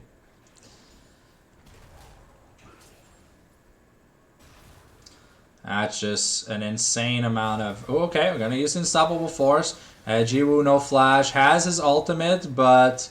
we're not gonna be able to get away. Okay, and now Liv getting bombarded, but I mean the Tahm Kench is the tankier of the 2 options to be hitting. You do want to whittle his health bar away. But I should definitely not invest all the resources. Because Tahm Kench is sustained. It's actually for a lot of people kind of like misunderstand how stupidly good Tahm Kench's sustain is. Because when you go the I think it's Revitalize, the healing thing that like doubles on targets at 40% or less, you know, he lands a lick and it's supposed to heal like 100 or whatever, but it'll heal like 150 to 200 at low HP. And on supports, like, these little numbers, they count for a lot. And Amber here just having a great time farming. Already up 2 waves on Clones. Clones trying to play as aggressively as he can, but if you don't get kills for overplaying your aggressivity, you know, it kind of just reflects in your like downsize stack. It's a game 1 MVP, of course. Went to Moxie. Moxie playing like a damn champ. I was ready to give it to Liv because those engages from the Nico were really, really nice. And even Jiwoo had some really nice ultimates. But yeah, Moxie on the Jax was just terrorizing everyone they ran into. Okay, so it's going to be a Sunfire first here for surprised. Surprised we're not seeing the Zeke's convergence. Ooh, okay, Clone's getting some good damage in. Ooh, that is going to be a split of Chewy, so double stack here. Buster Shot is available, and Ghoul's about to get... Ooh. Okay. Ooh, the Mom, though, doing some damage, but it's not going to be enough. And yeah, really good job here by Ascension. The follow-up forcing the flash from the Tom Kench early. That should definitely help. But now, yeah, TF being a nuisance is always on my bingo card. Wait, how did he die? Oh, he died a second time because he got jumped. He got jumped by LeBlanc Malphite. Okay, yeah. Sometimes, sometimes you got brain fog, brain farts, amnesia. It happens. I spend too much time on RuneScape. I'm sorry, guys. I would love to see Zeke's here from Ghoul TV this game. I feel like it's a really underrated item, and it's low costed too, and it gives ability haste and the stats that Malphite wants. Because it's the armor Malignance, but like Malignance doesn't make much sense on Malphite because, ooh, okay. Ghoul TV in a bit of danger. No flash. Here could be in danger. Here comes the Stormbringer, and it's Moxie who's going to be picking up the kill. I don't know what item we're getting. We're going to be popping the Destiny actually just to get back into lane. To make sure we're not missing out. So Aegis, Sunfire Aegis plus Luden's Echo actually doing pretty decent here. So it looks like we have a... What is that? It's not Ardent Sensor, right? No, it's movement speed plus... okay, Turbo Flyer in a bit of danger, forces the flash out, but just gets ignited, killed once again. Another killing spree. Was that the quest completion for Renekton? Because that's crazy, bro. That's so early. We're like 10 minutes. But yeah, no, Kale really not having any agency this game. And I mean, there's always a copium of we scale, but there's only so much you can cope on before it just becomes a downside. Yeah, Folktale's doing good damage. First turret, though, not going to be lasting very long. The flash, though, burnt on TF is really big because, okay, that is the quest completion already. Wow. Yeah, that should be first item and a bit more here for Renekton. Exchange putting in the work. Yeah, that Eclipse is definitely going to be gnarly. But Ghoul TV and Epic Folktales with that priority in the mid lane and not so behind bot lane. Actually, are they? Nah, yeah, they're about even. But the thing is that's scary with Smolder is, the second that Collector's on, more stacks just means more damage. It doesn't scale the execute. But it's just, it's always that threat looming behind your head. You got to play around the fact that, oh, you're not going to be able to live on 5 HP if Smolder has, tagged you with any skill. Because you'll just get executed. So, that's the nasty Smolder thing. We're getting close to that Essence Reaver. Actually, I think we have it in base. Yeah, so... Yeah, this looks like Dusk and Dawn. Moxie here, just looking to have fun.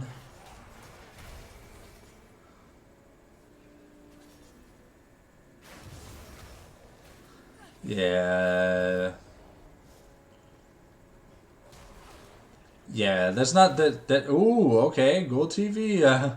Gonna get his recall canceled. Yeah, Folktale's now having to deal with this Renekton is not a good idea because, Moxie's always around, so it's very, very scary. Okay, Folktale's, though, playing with fire here.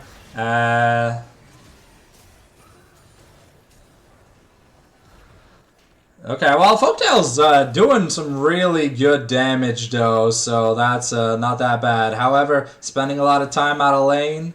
unfortunately. And that's another plate going over to exchange. This man is just rich, but Folktales coming in hot. Finally, showing me some of that playmaking potential.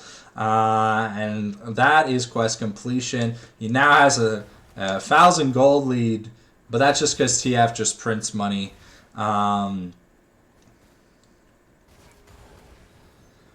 So Ghoul TV not doing too bad for himself. Though it is gonna be the on hit build. So we got the Dust Dawn, and the what's it called? The Navori Flicker Blades that are gonna be coming through. That really do allow you to get multiple bites, multiple stuns.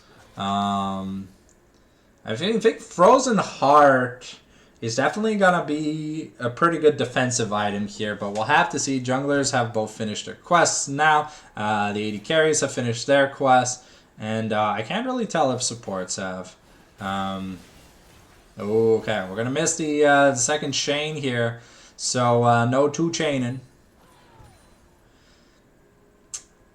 Pretty much all the quests have been finished.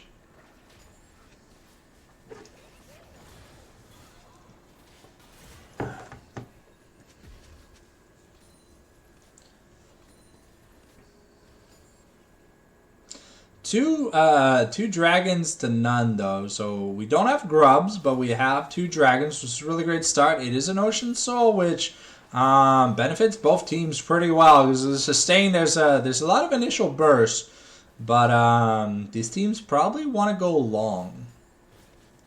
So sustain will go a long way, especially against a Smolder team.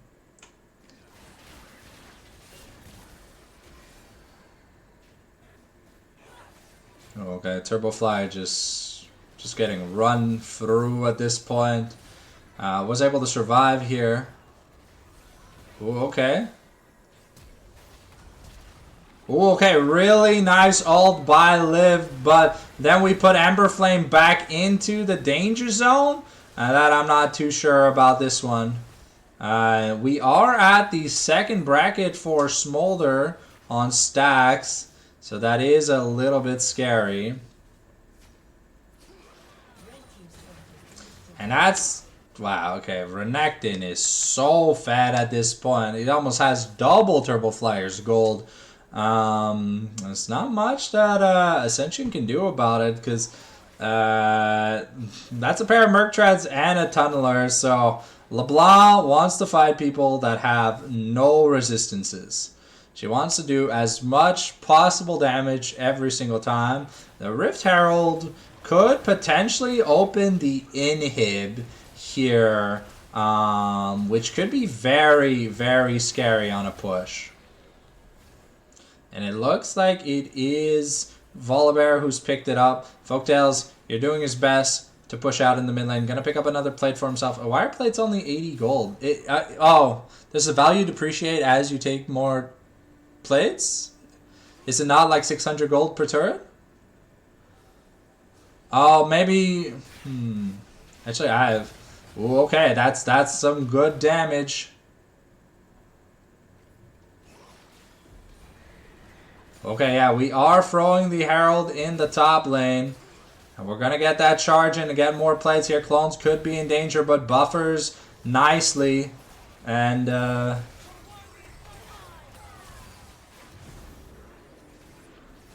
okay, that is gonna be the inhib turret unlocked. The mid outer also opened up, so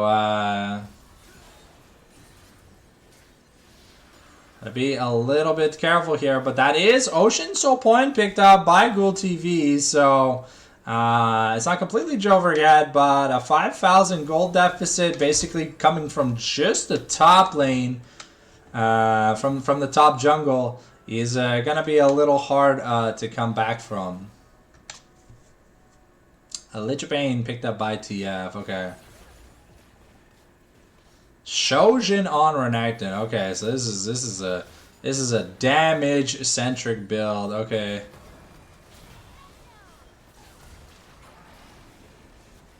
Okay, we're gonna use the Destiny, try and build some space here But now Malphite in a bit of danger. Not going to be able to get the damage done. And it's, yeah, it's not enough.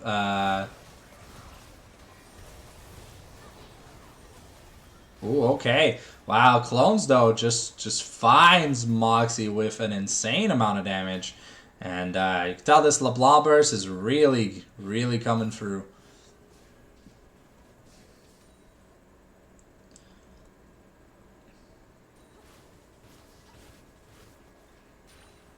And the TF is just printing money. So even though he's 0-3-2 and down 20 CS, and LeBlanc's up... Oh, Folktales is going to end up trading 1-for-1 at the end of the day. Well, that's in favor of TF, to be fair. So Ascension slowly starting to fall behind. And Kale is finally a little bit of a range champion, not exactly a full-time range champion, but we're slowly getting there. The problem is now Smolder is on point to hit the proper fresh stack hold.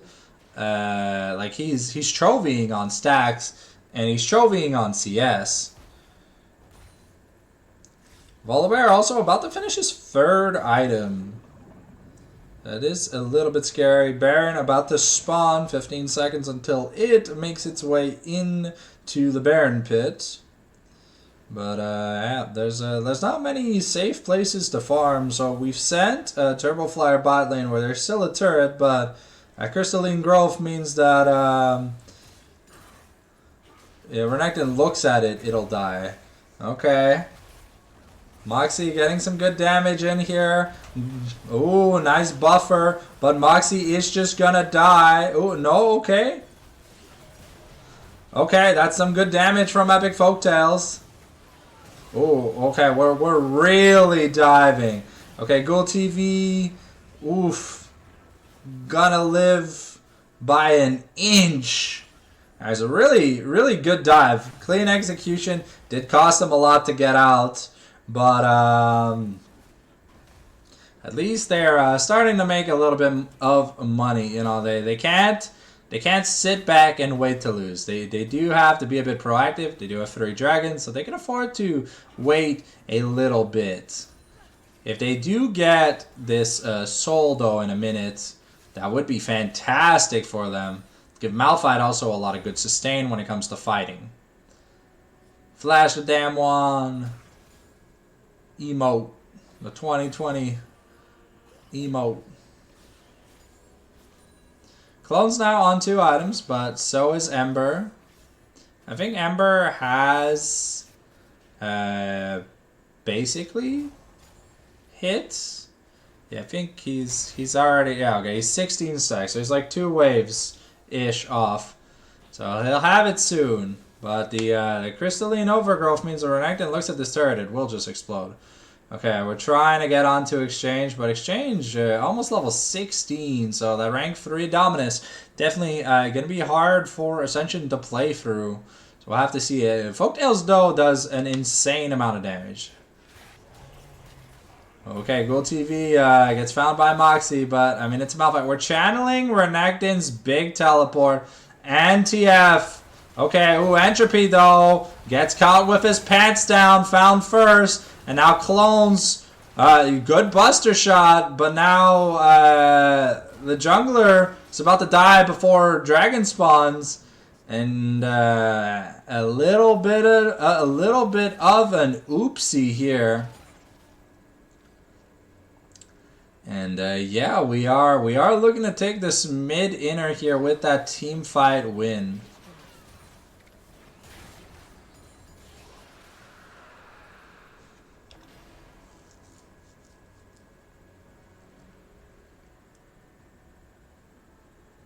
Kale going Gunblade. Okay, nice. Ember picking up more CS. Yeah. How much money is he holding on to? Only 1,300. Okay. So he really wants. Okay, yeah, that's the 225 sound that we were looking for. So now the smolder has fully scaled at just 2 items already. So like we said, the 23-ish minute mark, 23 minute ish mark. Okay, we're getting. Wonder what we're building here on Malphite. I really hope it's not Vandal Pipes. It feels like it might be Vandal Pipes. If it's Vandal Pipes, I might cry a bit. Okay, Cosmic Drive now picked up. RFC. And we're going for Black Cleaver here on Renekton. So we've got these solid team fighting items we can just start forcing. If LeBlanc's not there to assassinate the Smolder or Moxie, then we can truly look to fight. Because Exchange has that rank 3 ultimate.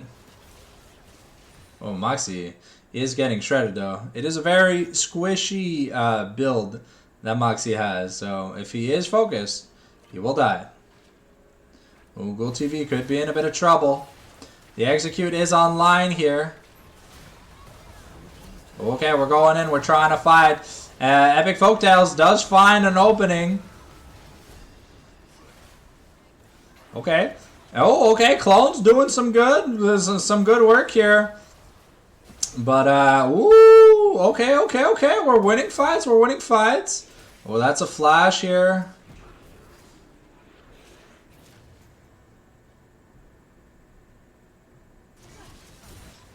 Okay, decided not to invest a flash. Figured it was not worth the while. But that Crystalline Overgrowth means that one auto attack is... Ooh. Oh, no. No! Oh, that Dream Maker though, right? Yeah, that Dream Maker coming in clutch. Okay. Entropy. That is some really good shields. Surprised we're not seeing a Moonstone here on the Lulu. I feel like that's a really good shielding item.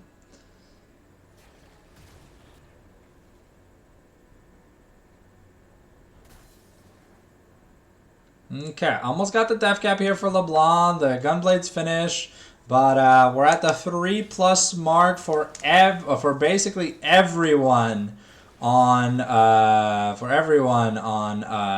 Baron Baddies. So it's gonna be hard to come back. I don't know what item TF is building. Kindle Gem, Cloth Armor. Interesting. Alright, we're taking some buffs. We're getting ready to do the legendary Baron dance. But Dragon, Soul on the line here once again for Ascension. Level 16. Gonna hit soon for Kale eventually.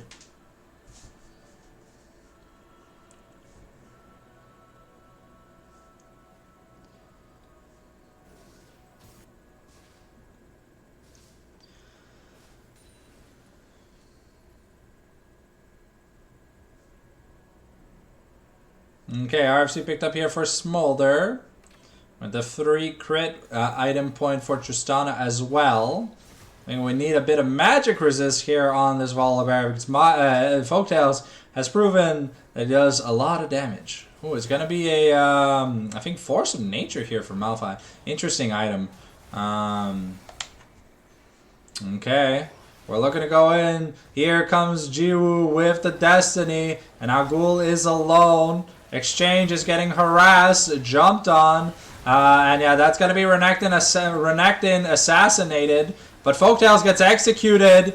And we don't have enough motion in the ocean. Smolder just going to town and picking up the unlimited amount of kills. Triple kill already for Ember the Flame. And that's another ocean dragon that's going to go the way... That's going to go the way of... Oh, okay, that's That's some good money. Yeah, the TF is generating, but we now have the Force of Nature, 3 items on LeBlanc, 3.5 items here for Tristana. So Clones is doing some damage, but unfortunately, you know, the Smolder Execute kind of guarantees that if he goes untouched in team fights, it is impossible to clean up. Though this TF build does not inspire much damage. So his wave clear is a little bit lackluster. Okay, Lock of the Irons. Bandle Pipes TF? What the? Okay. I'm gonna need an explanation on that one, because that feels like... I feel like there's so many items you could build on TF. Okay, exchange here. Might get collapsed on. Ooh, okay, no flash here on Renekton. And we're just jumping on him. And, oh, wow, okay. He still almost takes Turbo Flyer with him. That's through an exhaust. Wow, okay. That's an exhaust and an ignite. Okay. Okay, we're teleporting in Jiwoo here. Looking to maybe force something. Okay, Ghoul TV forced to ult over the wall, so we'll not have it for the upcoming team fight.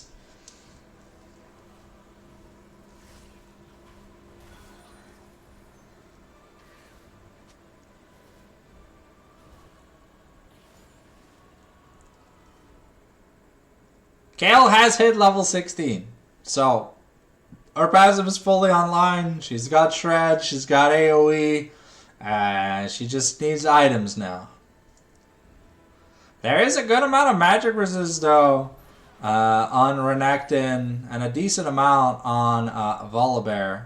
So it'd be a little hard to just instantly kill this front line. Surrender vote for blue team failed. What? Why are we trying to FF? That doesn't make any sense. Ooh, okay, flashing in here from exchange. Okay.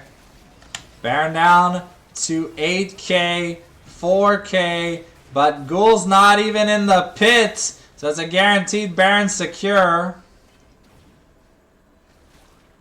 And that was a few ultis used, so I don't know if we're... That turret... It would sneeze and it explodes. That's all they need. There's so much wave clear. We're not going IE here for Smolder. Finishing up that 4th item. Volibear is about to hit max capacity, depending on what he wants to build as his last item. I don't think Magi is going to be the thing you want as your last item. I mean, Randuin's is pretty good against LeBlanc and Tristana because you basically get to negate a lot of crit damage. Okay, LDR picked up. We've got a Blighting Jewel here.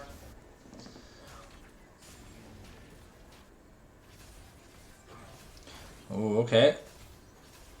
Kayle is at the point where she starts to do stuff. Okay, exchange here. Trying to get something in answer, but he's just gonna get kited for days.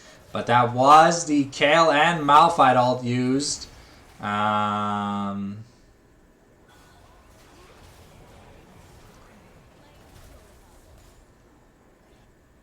Yeah, that harass is starting to hurt. The Malphite has no ult for like the next 30 seconds, so might be up Shit's Creek for a little bit. And we're just lagging the damage to finish.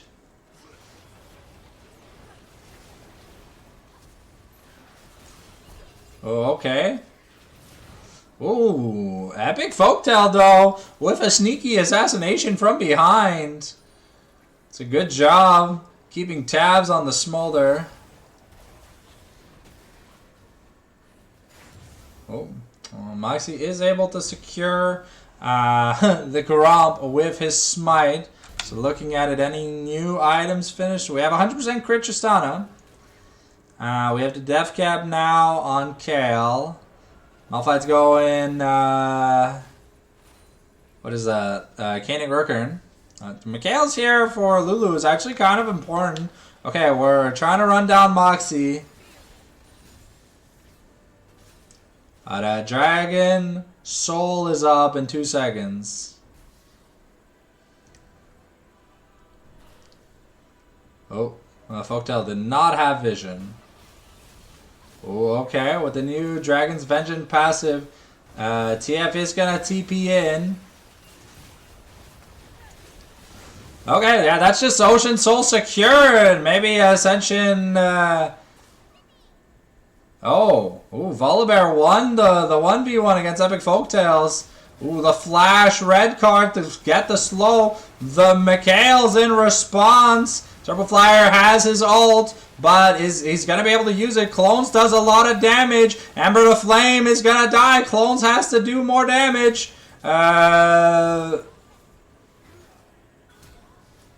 that's enough. The Quadra kill here. Maybe we go for that Penta angle. No, it looks like we won't have the cooldowns.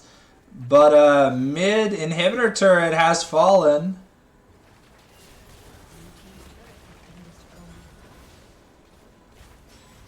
And that's a pentakill for Clones. First one we've caught on camera for the year. Good kiting. And Clones, who had a little impact early game, has been able to make a decent comeback. And yeah, 18,000 gold. Richest man in the game by a few thousand. And a Storm Surge on TF. I'm almost certain there's something else we could have built instead of these Bandle Pipes on Jiwoo. I'm almost 100% sure. I feel like that item, it's just catchy. It's just debating the shit out of people. But Smolder now on 75% crit, trying to hit that 100% mark too. LeBlanc finished that Void Staff, so 1 item away from full build. And Volibear first to hit max capacity actually with the Protoplasm Harness. It's gonna give him a decent amount of a decent heal. And Tenacity is actually kind of important against all these slows he's going to be facing. So we're going to see here. There's not much armor in Amar to benefit from the passive, though. The Rookern finish here for Malphite. And Renekton has officially hit the point where he just falls off really hard. About to hit the level 20, though. I don't think I've seen a level 20 in-game yet. Okay, Moxie is trying to find something. Destiny coming in here. We're getting on. Okay, Clones has to be a little bit careful. The Buster Shot going to be invested already. Moxie now looking to find. Ooh, but Clones, the damage from... no, the damage from Ascension has just been the dust. Yeah, Tom Kench has to be a little bit careful. Oh no, LeBlanc, Folktales. Oh no, we we caught with our pants down, unfortunately. Clones had some beautiful team fights, but unfortunately, it did not matter in the end. And with a wave already pushing mid, 30+ second death timer, I'm really surprised with some of these item choices this game. But I mean, once again, you know, it was just it was a bit of a wallet diff, and I guess some communication issues. You know, we didn't have Turbo Flyer close to Clones for the use of the Divine Intervention, and it just feels bad, man. You know, it's almost all the money's on the Tristana LeBlanc, but they're not able to instantly assassinate someone because Tom Kench just ults, saving the key target you're trying to burst down. And yeah, well, we're going to go to the all-important game number 3. Is Ascension going to get swept, or are they going to stop the sweep and at least take one home? We'll have to find out in just a bit.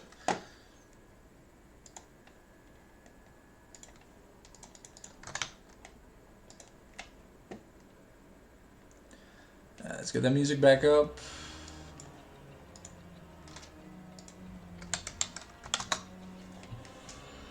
There we go. That draft number 3. We are a spectator.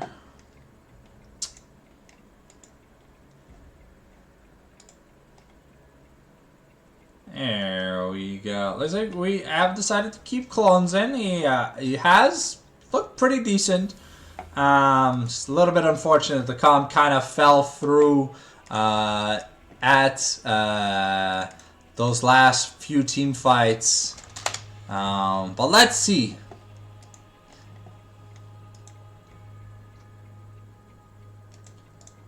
I'm a big fan of hyper carries that end up just kind of being very obnoxious and doing what they're supposed to do. I believe it's the season of the 80 carry. A side selection available for Ascension. So they're gonna go blue, so we are doing the swappities.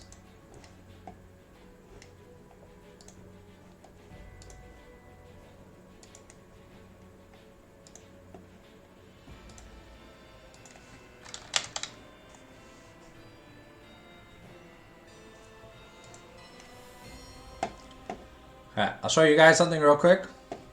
You see this item? It costs 2,200 gold. It gives 300 health, 25 armor, 25 magic resist, great tank stats for its price, and 10 ability haste. That, by the way, is worth 500 gold. So this item, hella worth it. So it gives champions good ultimate haste, right? It has, when you ult, you get an AoE slow for 5 seconds around you, so you kind of get like a Sunfire Cape. That's a Rylai's. It does some damage and slows people, but the damage doesn't really matter. The slow is what is impactful. But also, look at the price. It's 2,200 gold. It's 200 gold more than this. Gives way better stats. 100 HP and 5 armor magic resist is worth more than 5 ability haste, to be fair. But also, like on ultimate dependent champions that are kind of like pseudo tanks, the Zeke's is just so good, you know?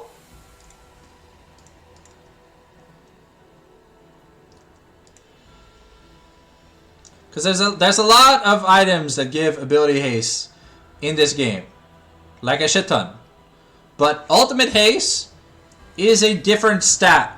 So if you can maximize on a champion that has low ability cooldowns anyways, and your ultimate is short, why not make it so that you almost have it twice per long fight? You might not get it twice per fight, but hey, look. You gotta work hard. You gotta work smart, not hard. You gotta play hard to win. But you gotta think smart when you build. Because you only have so much money in the game, right? Friendly PSA to all engaged support lovers who are the playmakers on their team. Invest in this fucking item. For tank junglers that are looking to be the ones to start team fights when they have low cooldown ultimates, look for this. If your ult is a big reason of how you make plays as a supporter or jungle, and you are not building this item, you are just trolling. You can build this and Bando Pipes. So build this first if you're the playmaker. If you absolutely need Bando Pipes, build Bando Pipes. But if you can manage your budget properly, like financially, make sure you have that item. Because it is just so good. I may be on a copious take, but I've been watching professional League of Legends for, what, like 14 years now. So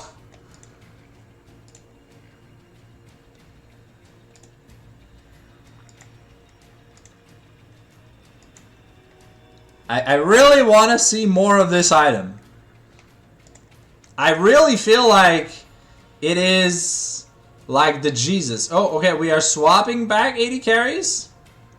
Okay, so we are bringing back in Ball Stars. We are not keeping clones here for game number 3. Okay, interesting decision. Maybe it's a champion pool issue. But also, look at the champions that are disabled, right? There's Yunara, there's Jinx, Smolder. So, the only hyper carry left is like Sivir and Aphelios. So maybe maybe that is the question of the day. So we'll have to find out. I'm gonna be making a video for like item like priority per role, you know, for like specific champs and matchups and stuff like that to help people out, because I really feel like look, I get it. If you go here or whatever, and what is this? You go here, the patch notes. It's oh, sorry. Like look, we got it. It's a lot.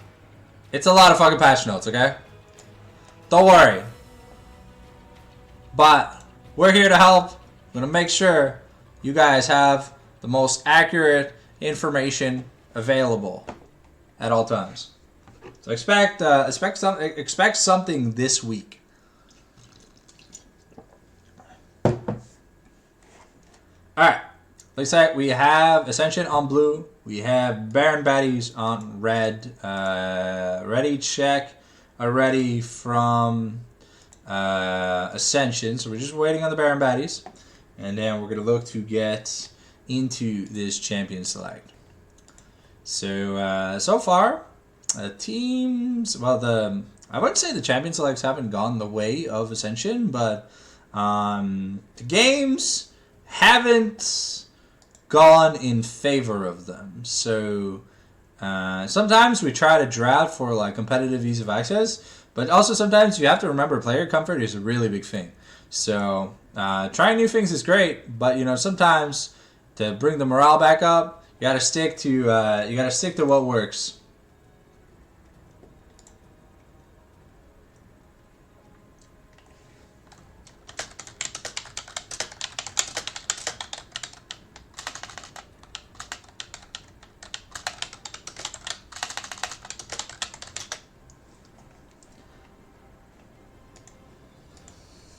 Okay. Looks like we're back to banning. Okay, yeah, the bans haven't really changed.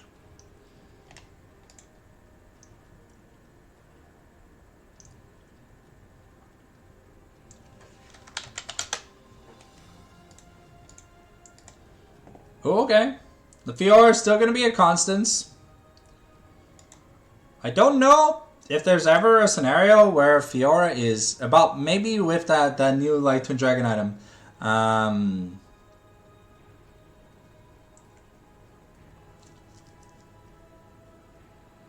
Ooh, the Lucian though. Yeah.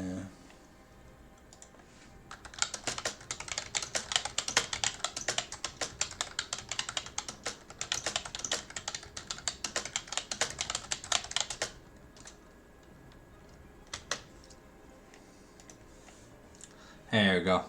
Sorry, gotta stop typing. Alright, the Lucian MF. Okay.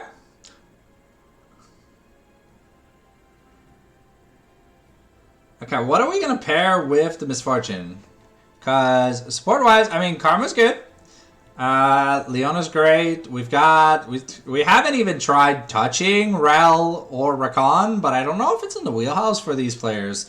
You know, Emilio, something that's always banned, so maybe something like Nami could be really good. I think Ascension should just take the Nami if it's not taken here. Because Nami feels kind of good.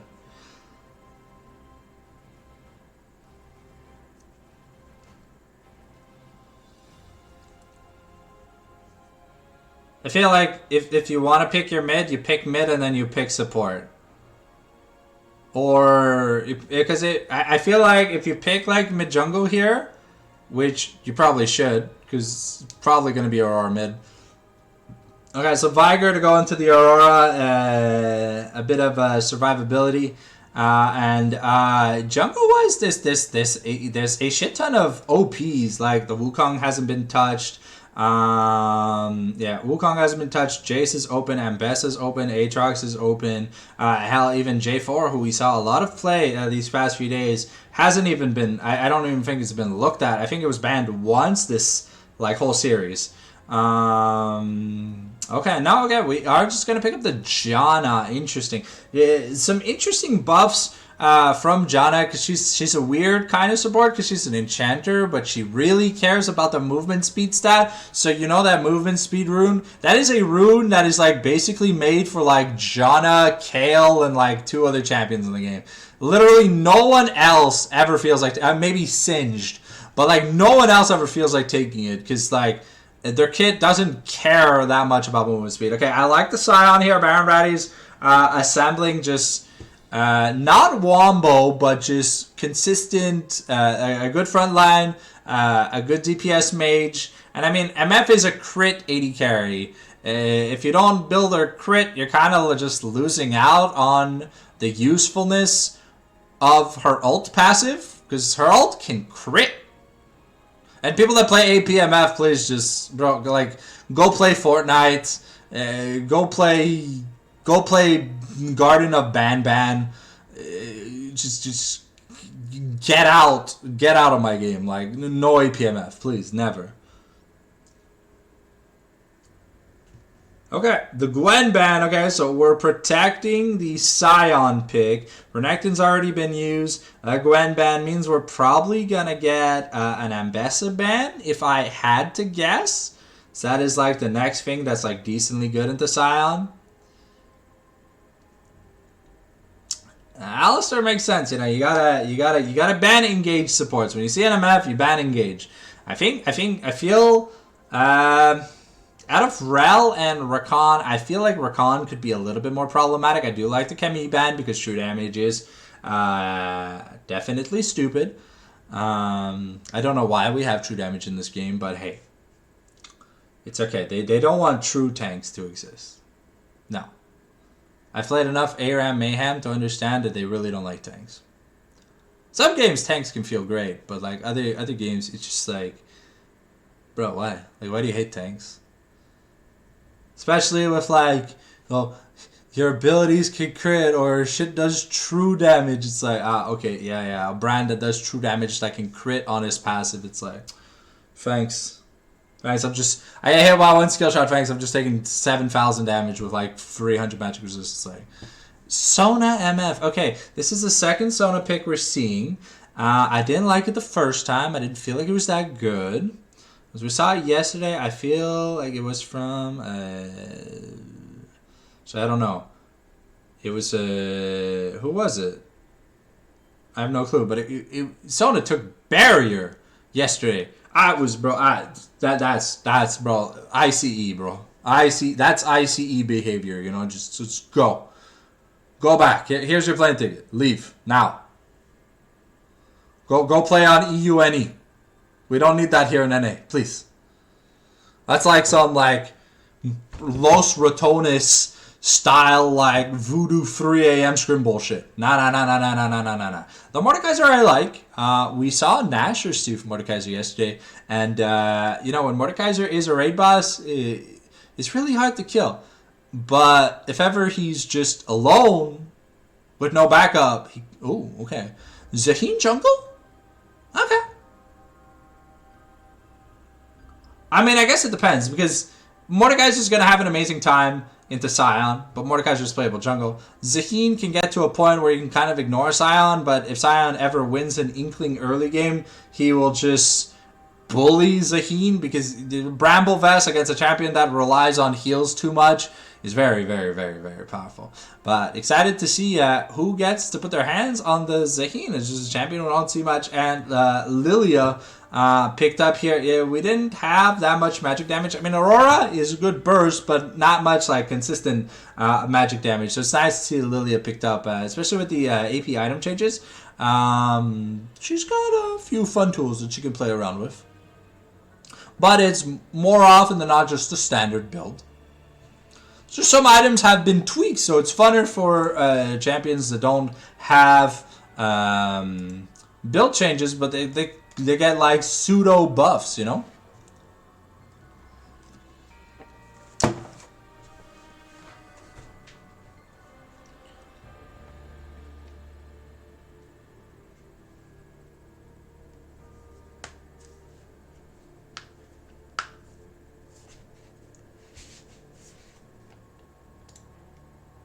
So for those of you that were not here or just tuned in, we're going to be doing an item, like a role item masterclass stream that I will split into 5 different videos.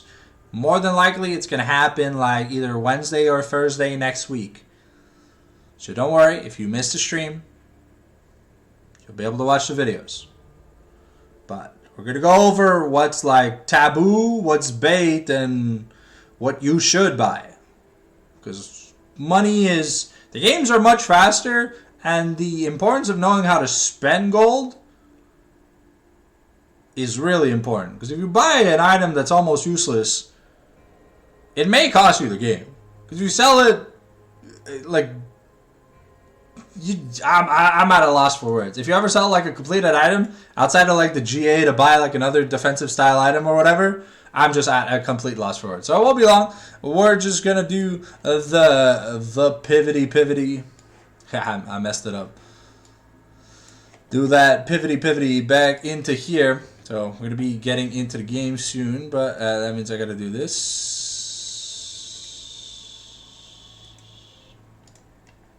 There we go.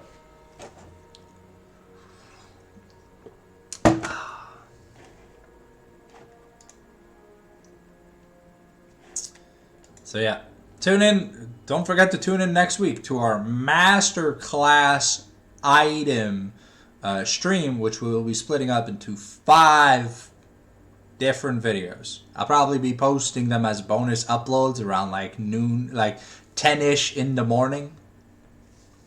So, if you do miss out on the stream, you'll be able to get yourself some handy information.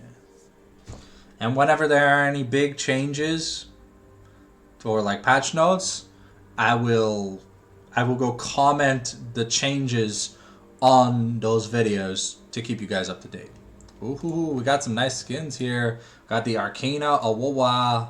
We got Pentakill Mordekaiser, DJ Sona, Broken Covenant, MF, High Noon Lucian, and Forecast Janna.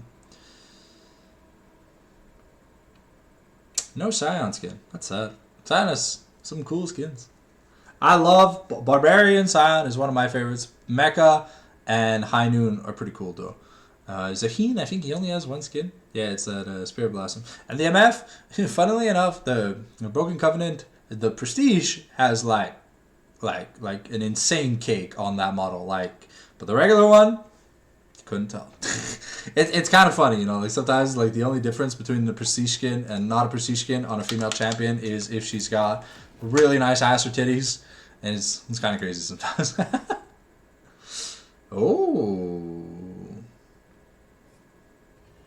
that's a longsword start on Scion. Okay, phase rush. Okay, no TP once again from Turbo Flyer. Sorry, I'm gonna have to drill it into that man. He's got the solo queue disease going. Double TP's mid. Love to see that. Oh, okay. Liv could be in danger. Woo! Okay, his first strike MF though, so she made a little bit of money. I guess Exchange is trying to really win hard early. Sona not recalling is interesting, but I guess with the short minion timer, it's a little hard to And phase rush on the Scion means that there's not going to be any sustain. He's just looking to, like, I guess, QE auto, like, walk away from a trade. Ooh, Entropy is taking a lot of damage here.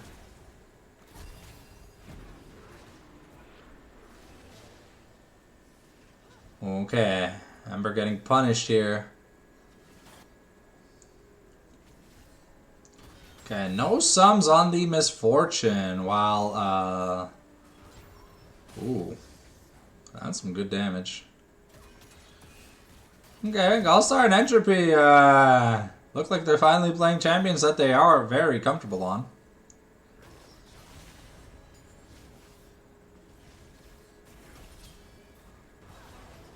Woo! Liv really playing with danger.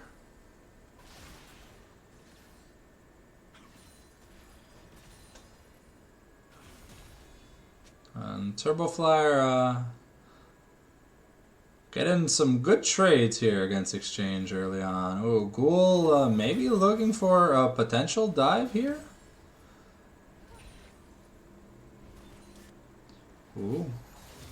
Okay, there might be a scuffle here in the jungle. Moxie. Oh, no, okay. Skill shots don't really land. Ooh, okay. It's a smite fight. Ghoul is gonna lose it.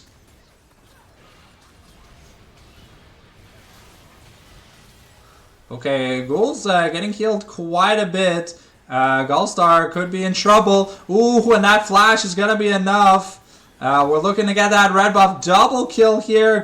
Almost triple kill here for Aurora. Now Folktales has to be in... Ooh. Okay. Turbo Flyer gets a clean kill out of it. Oh. Is he gonna... No, okay, he should live.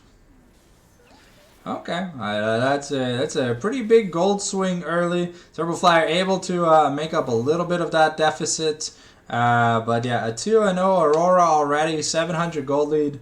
And didn't have to spend her TP to get back to lane. Ooh, okay, good interrupt here by Turbo Flyer.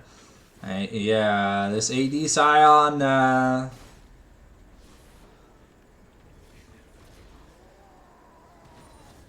Well, that's some The Boss 1, 2, 3 gameplay, if I've ever seen some, but I think Zaheen is going to be very happy with that exchange.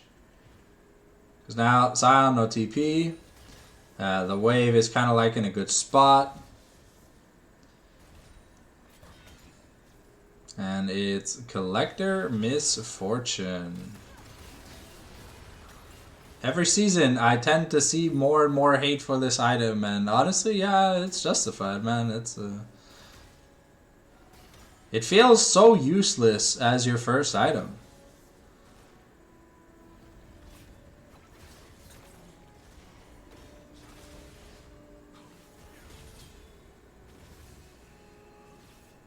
Ooh, okay. Exchange buying a call. So, it's already not winning lane. Things might be very rough. And he's recalling? That's an interesting decision.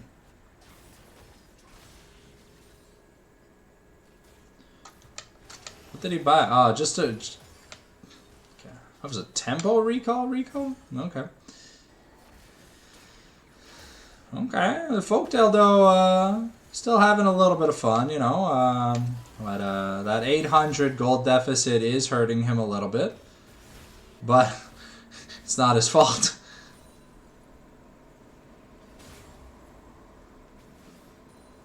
Okay. Ooh. Is there going to be a trade here in the mid lane? A 2v2? No, it doesn't look like it. Okay, Moxie just gets chunked for almost everything here. Gallstar, though, is still working with a okay CS lead.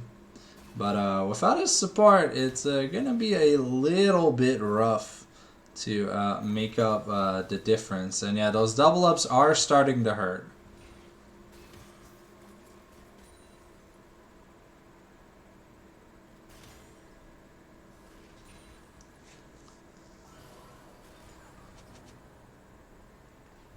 Okay.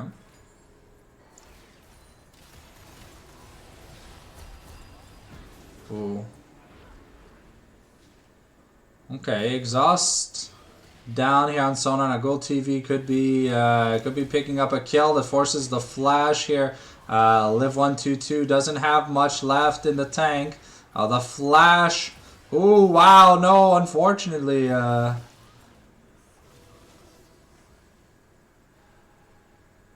Aurora has ult, so Janna could just be dead. Oh, no. Looks like we're teleporting down just to walk back up. So that pretty big tempo loss here for Jiwoo. It's allowing. Oh, okay.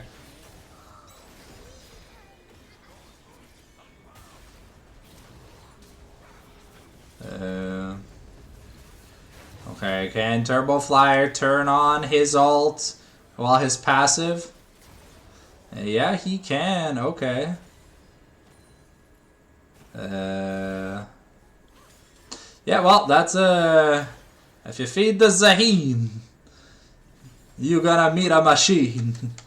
And you're not able to proc his passive is a very feels bad moment. Yeah, this is, I don't know, man. The Scion pick felt clean, but go and troll a low build Scion. I don't know. Lefaldi Scion is it's probably a solo queue thing. It's not a. Exchange was doing so good also this series, but gonna have to dock points for the solo queue build. Okay. And yeah, that's a Youmuu's to not an Essence Reaper, so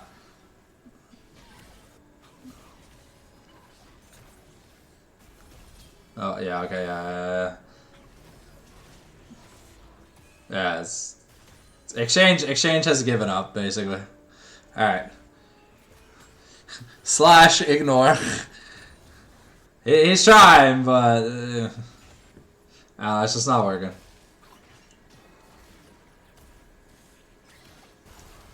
Okay. It's a bit of a struggle here in the bot lane by Galsar and Entropy. They're trying, but this MF is doing so much work. Honestly, the Sona ain't doing too bad.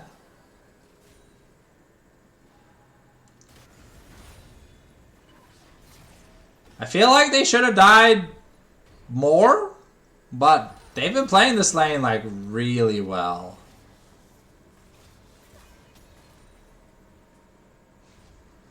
And they're able to keep up in tempo. Up 1,300 gold thanks to all these kills. And yeah, MF is a champion that gets very obnoxious if ever she's ahead.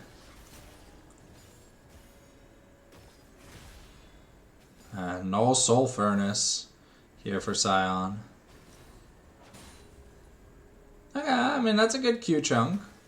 But what are we going? Youmuu's?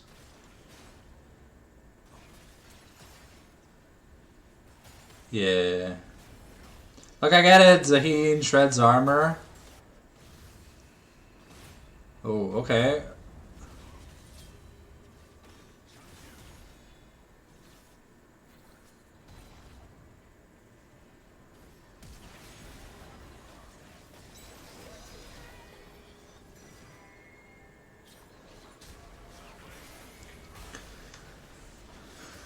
Oh, okay. Turbo Flyer could be in danger. Okay, yeah, Jiwoo does a lot of damage. So, unfortunately, Flyer here, not going to be able to make it out. But with those grubs, though, Vogdale's able to pick up a little bit of money here. Close that mid lane gap down to about 800. They are going to be seen on Vision. It's a bit of a reprieve here for Exchange, finally having access to his lane. And remember, there is no teleport on this Zaheen, so because we went Ignite, Okay. That is the all objective so far. Going over to Ghoul TV. Okay. First items completed for both top laners now.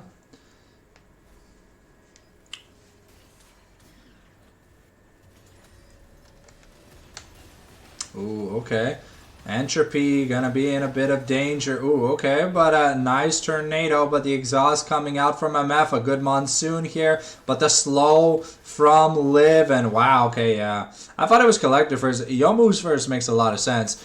Collector first doesn't make any sense, but I think it's gonna be Collector second. So we're just going Lethality MF. So I mean, I get it because there's no real tank, so it's just trying to maximize like physical damage, but. I don't know. I still prefer crit MF.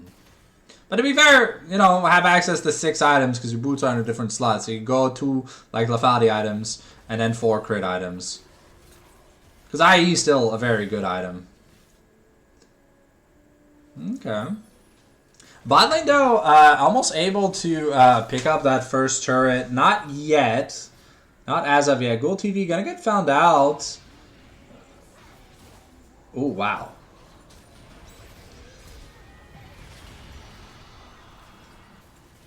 Okay, Ember to Flame fighting Gullstar. Force the Flash and Barrier, but it's going to be a nice shutdown here. Lucian able to get a lot of work done without the Sona interfering. And here comes the Between Worlds, but oh my god.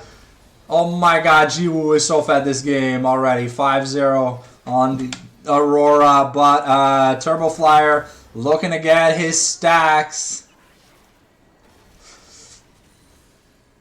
Ooh, yeah, that's very greedy here by Turbo Flyer. Ooh. Oh, no alt? Oh yeah, okay, no Primordial Burst, but Exchange finishing his support quest. I imagine Zaheen also finished his. We can check, right? Yeah, okay. Echoes of Helia and Bloodsong. You know, I'm a big fan. I'm honestly a big fan of Dreammaker on Sona, but I guess Bloodsong so you can feel like you're doing a little bit of extra damage. I don't know. I just feel like Sona synergizes so well with shielding and healing that. Ooh, okay. Nice crescendo there. Oh, have to be careful that. That bullet time can actually really hurt. Yeah, Jordan's completed for both mid laners. That means their quests are done.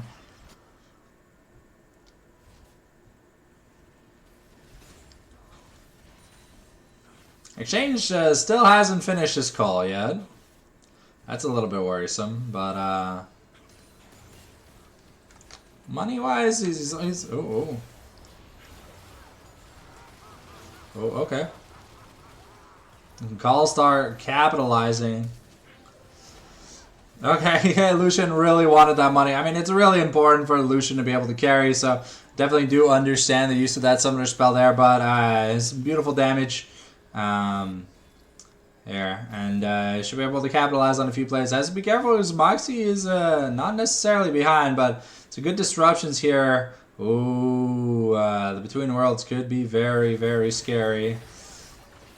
Oh, okay. Well, unfortunately, Jiwoo not going to be in range to tag Gullstar. Just going to tag Entropy, but wasn't in range with the weirding.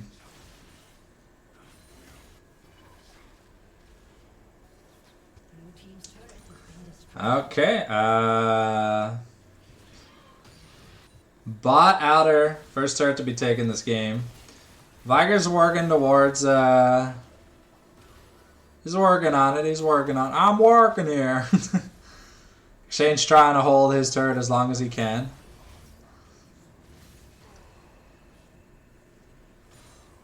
It's funny that Silence W doesn't have AD scaling. It has AP scaling instead.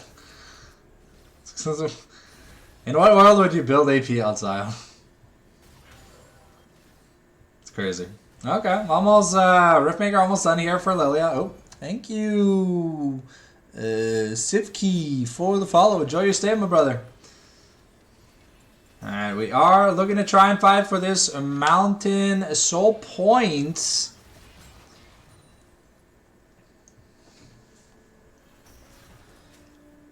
And Jiwoo has a flank here onto Gallstar. Sorry, onto Epic. Oh. Okay, Moxie's trying to get into the pit. Okay, put both junglers into the Shadow Realm. Jiwoo is going to take so much damage. Here comes Turbo Flyer. And it's going to be Smite secured by Moxie. So we stopped the Dragon stacking. But yeah, Turbo Flyer is at the point in the game where he's very, very powerful on Zaheen. So it's not even a 2-item Zaheen yet. But he is very, very powerful. Just shows up like a raid boss, picks up more kills. But,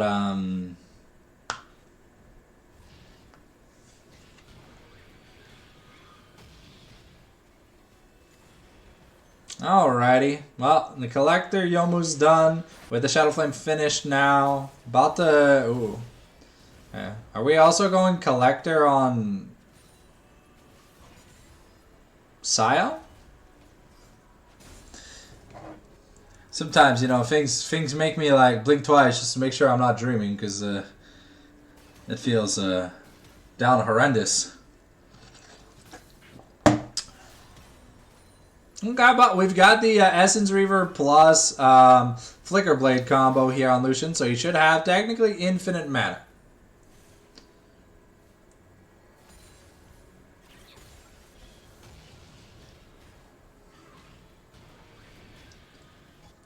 Okay. Viger slowly scaling. I think we're going Def Cap second. I would love to see Def Cap second, just because the sooner you get the Def Cap on Viger, the sooner your stacks get even more. Wow. Sundered Sky finished here. Now we're looking to fight. Gallstar going to dodge out of the way. And nice redemption here by Entropy to keep Gallstar fully healed up. Ooh, okay. Here comes the sleepy time. Yeah, that's Moxie picking up a kill here.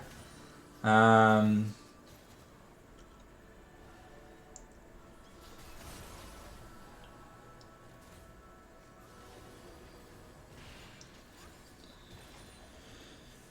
yeah, I wanna see. I think Sona is gonna be building that like Diadem tier item. We saw it on Karma mid yesterday, but Karma mid was very troll. So I think on Sona, on support Karma or support Sona, it makes a lot of sense because it feels like a really good item. But we're taking this Rift Herald. Are we gonna look to open the top lane with it, or maybe just have a siege push in mid? That's my question. All right, Def Stand's gonna be probably the next item here for.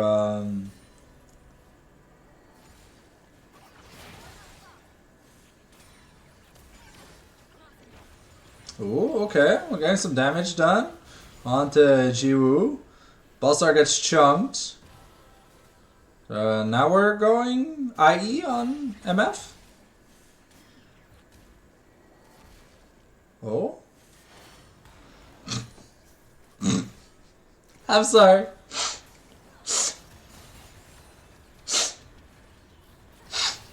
That's hilarious. Ooh, okay. Gallstar looking to get some damage, but Ember not gonna find it. Well, Entropy taking that kill, but guarantee. Ooh, okay. Oh yeah. Epic used everything. To kill Jiwoo, which was pretty funny. You know, the Half-Life nuke.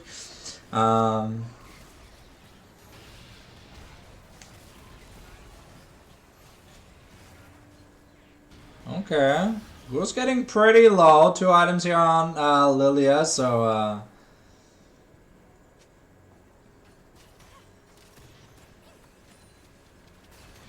okay. Oh, it was Serpent's Fang. Okay, I mean there is really good shield value here. For for Scion to be able to like help reduce, but he's so squishy. I don't think he's gonna like survive. And now he's building tank. Yeah, I'm just sometimes you gotta ask yourself questions. If you're gonna commit to a troll build, you probably have to commit the entire way, right?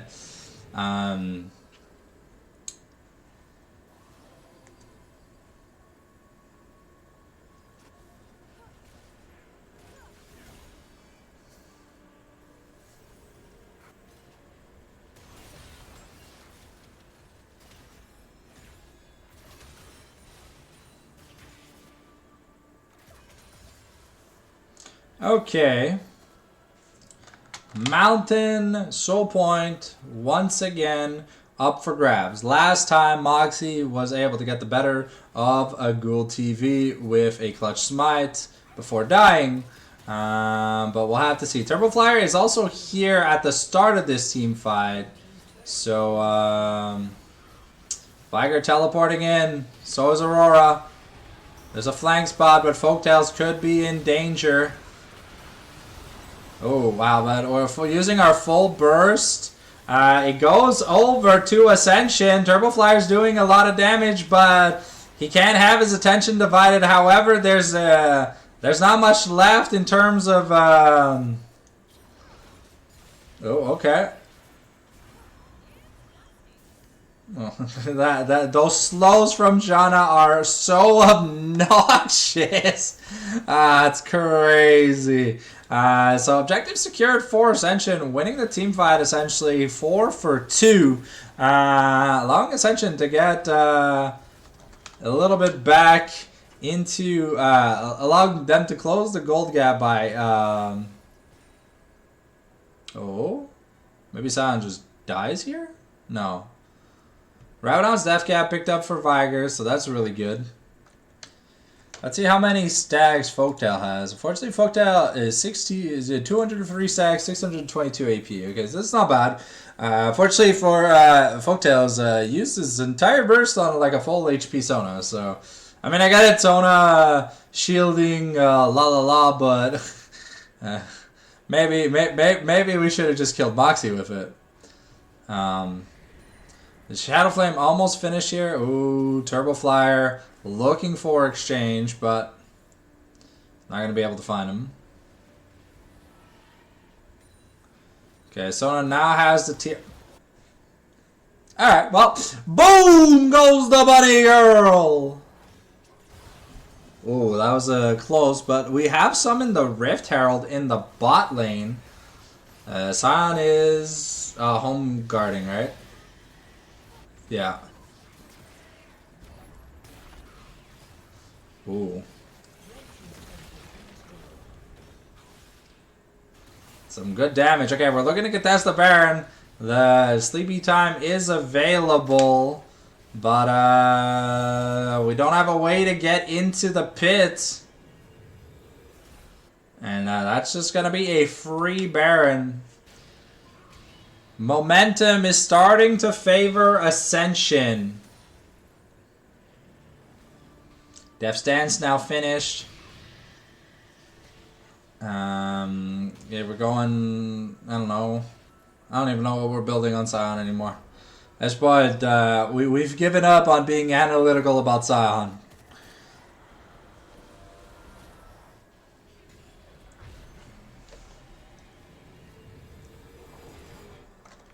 Let's see here. Another large rod available for pickup here. But I think we're gonna finish the Seraphs. A little bit of shielding can go a long way. Ooh. Okay, Gallstar has to be a little... Ooh. Entropy took a double up. Wow. 40% of his health right away there. Alright, so there's a scoreboard down while we wait. We've got Dragon in a minute 30. Let's see if we can get anything done with this Baron. Because so far, the only place where you can get an easy turret is top lane. But Jiwoo is just... Okay.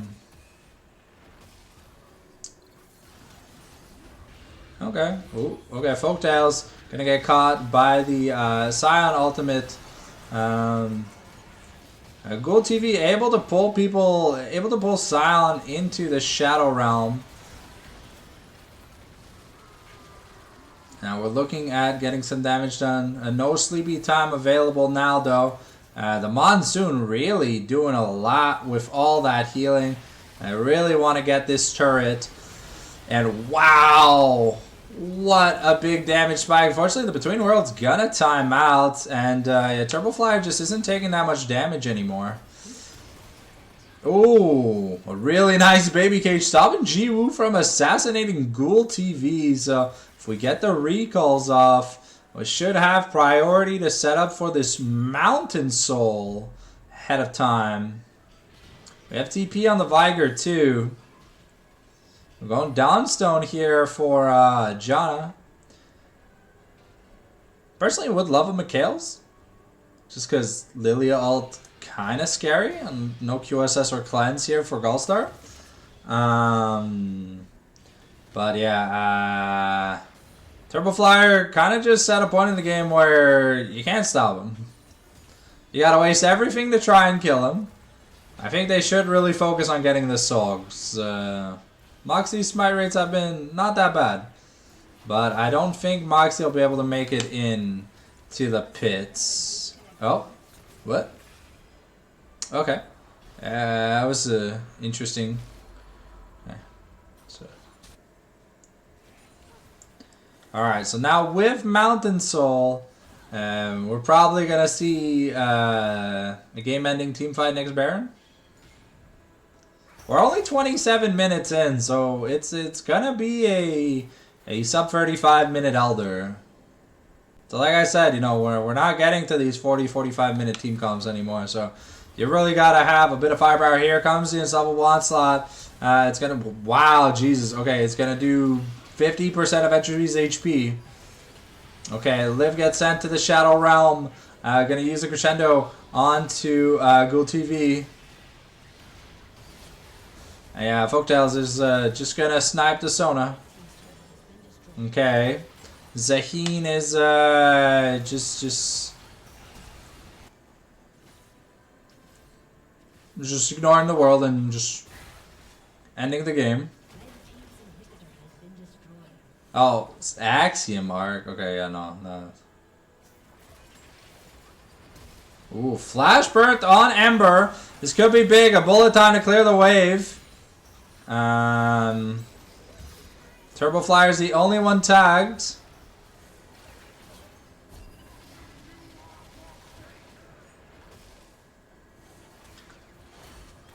Yeah, that's Moxie getting nuked. Allah who snack barded, as we like to say. And yep.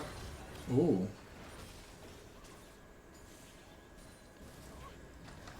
Yep, that's a clean team fight win. Now we're gonna reset, spend all our money. It should be Seraphs here for Folktale, and maybe like a large, a blasting one. So we're going to wards. Force of Nature built onto the Mordekaiser. Okay, I mean, try and survive. The Scion is a non-factor. And MF, well,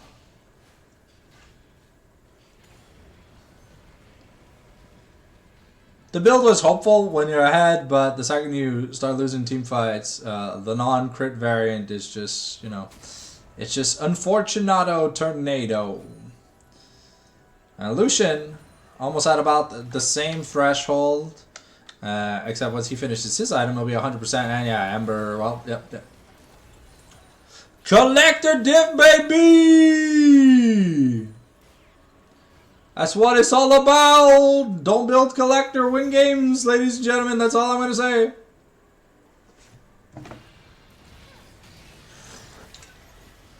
This should be, I said, this is Ascension's redemption game. Epic is playing super well. Gallstar is having a redemption performance from his Game 1 tragedy. And Turbo Flyer, even though he refuses to take teleport, it's actually looking clean this game. Oh, -1 on the cannon though. Trailblazer on... Okay,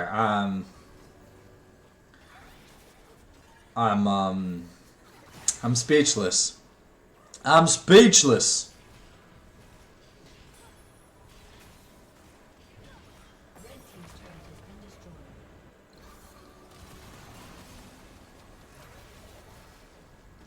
Okay, we got 2 cannons with Baron, and Turbo Flyer is just chilling in the mid lane. Ooh, okay. Chiwu. Okay, sleepy time. We're looking, but it's not enough. MF is able to kill Ghoul TV. Entropy goes down, but Turbo Flyer looking to get some damage in. It's Turbo Flyer versus the world, but it might actually just be enough.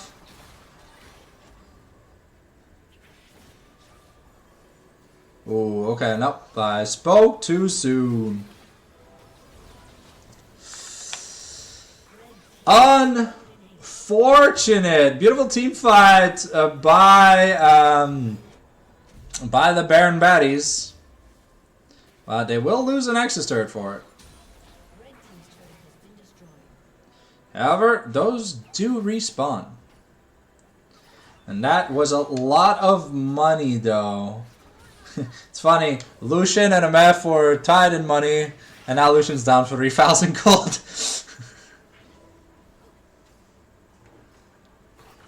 Oh, come on. Why are we going 75% crit? What is this 75% crit nonsense? Come on. Where's the 100% crit? But now, Elder spawning in 45 seconds. This next team fight is going to be very, very important. Ooh, okay. We're sending Moxie...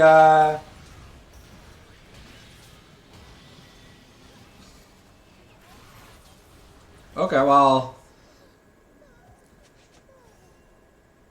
Sometimes we gotta scratch our head and wonder why people troll right before a game-losing objective. Yeah, this Ion build, bro. This Ion build, this guy, this. I can't. I can't. If I say anything, I'll be in trouble. If I say anything, I trouble. Me no speak. Speak no evil. Okay, but that's just gonna be a free Elder given over by Moxie. It's okay. We're in an ELO bracket where we're learning what macro is. If we lose this game on Ascension with Elder, I'm going to be hella confused. Okay, here we go. Ooh, wow. Okay, that's some good chunk. The Mountain Soul, we gotta play around these shields. Okay, scoreboard down. It's no longer important. We've got a big wave. We're pushing mid.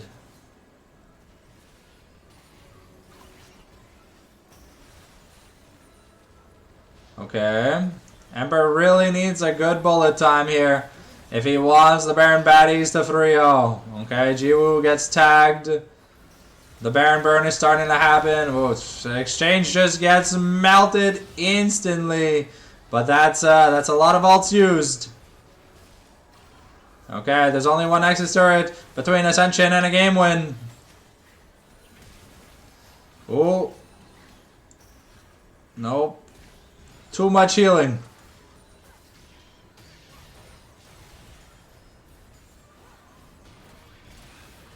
Okay, we got super minions pushing into the base. Oh, wow. Okay, Jiwoo. Oh, okay, Moxie's getting some damage in. Is it gonna be enough? There's a Nexus turret now. Folktales dies. Oh, okay, Jiwoo and MF picking up some kills. I don't think Ghoul can end. Yeah, Jiwoo's alive.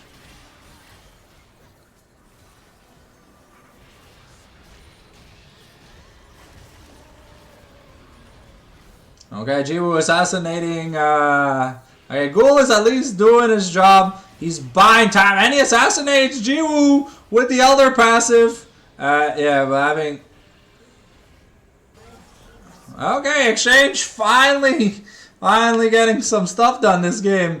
But how in the world did we lose that? That's a real head scratcher. But that's okay. There's no way we throw another fight. Copium, right? I mean, to be fair though, MF is running out of things to buy. Sona's about, yeah, the supports are full build. They're out of GP to spend, which is hilarious. Zaheen is full build.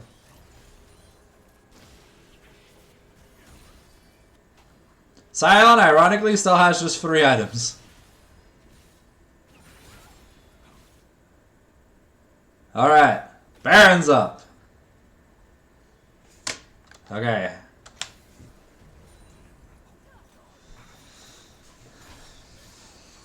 It's gotta end eventually, right? There's no way it goes to 3 elders. Oh, sleepy time? Okay, that's a really big ult used up. Chiwu gets sent to the Shadow Realm. Ooh, okay. I mean, that's 2 ults for 2 ults.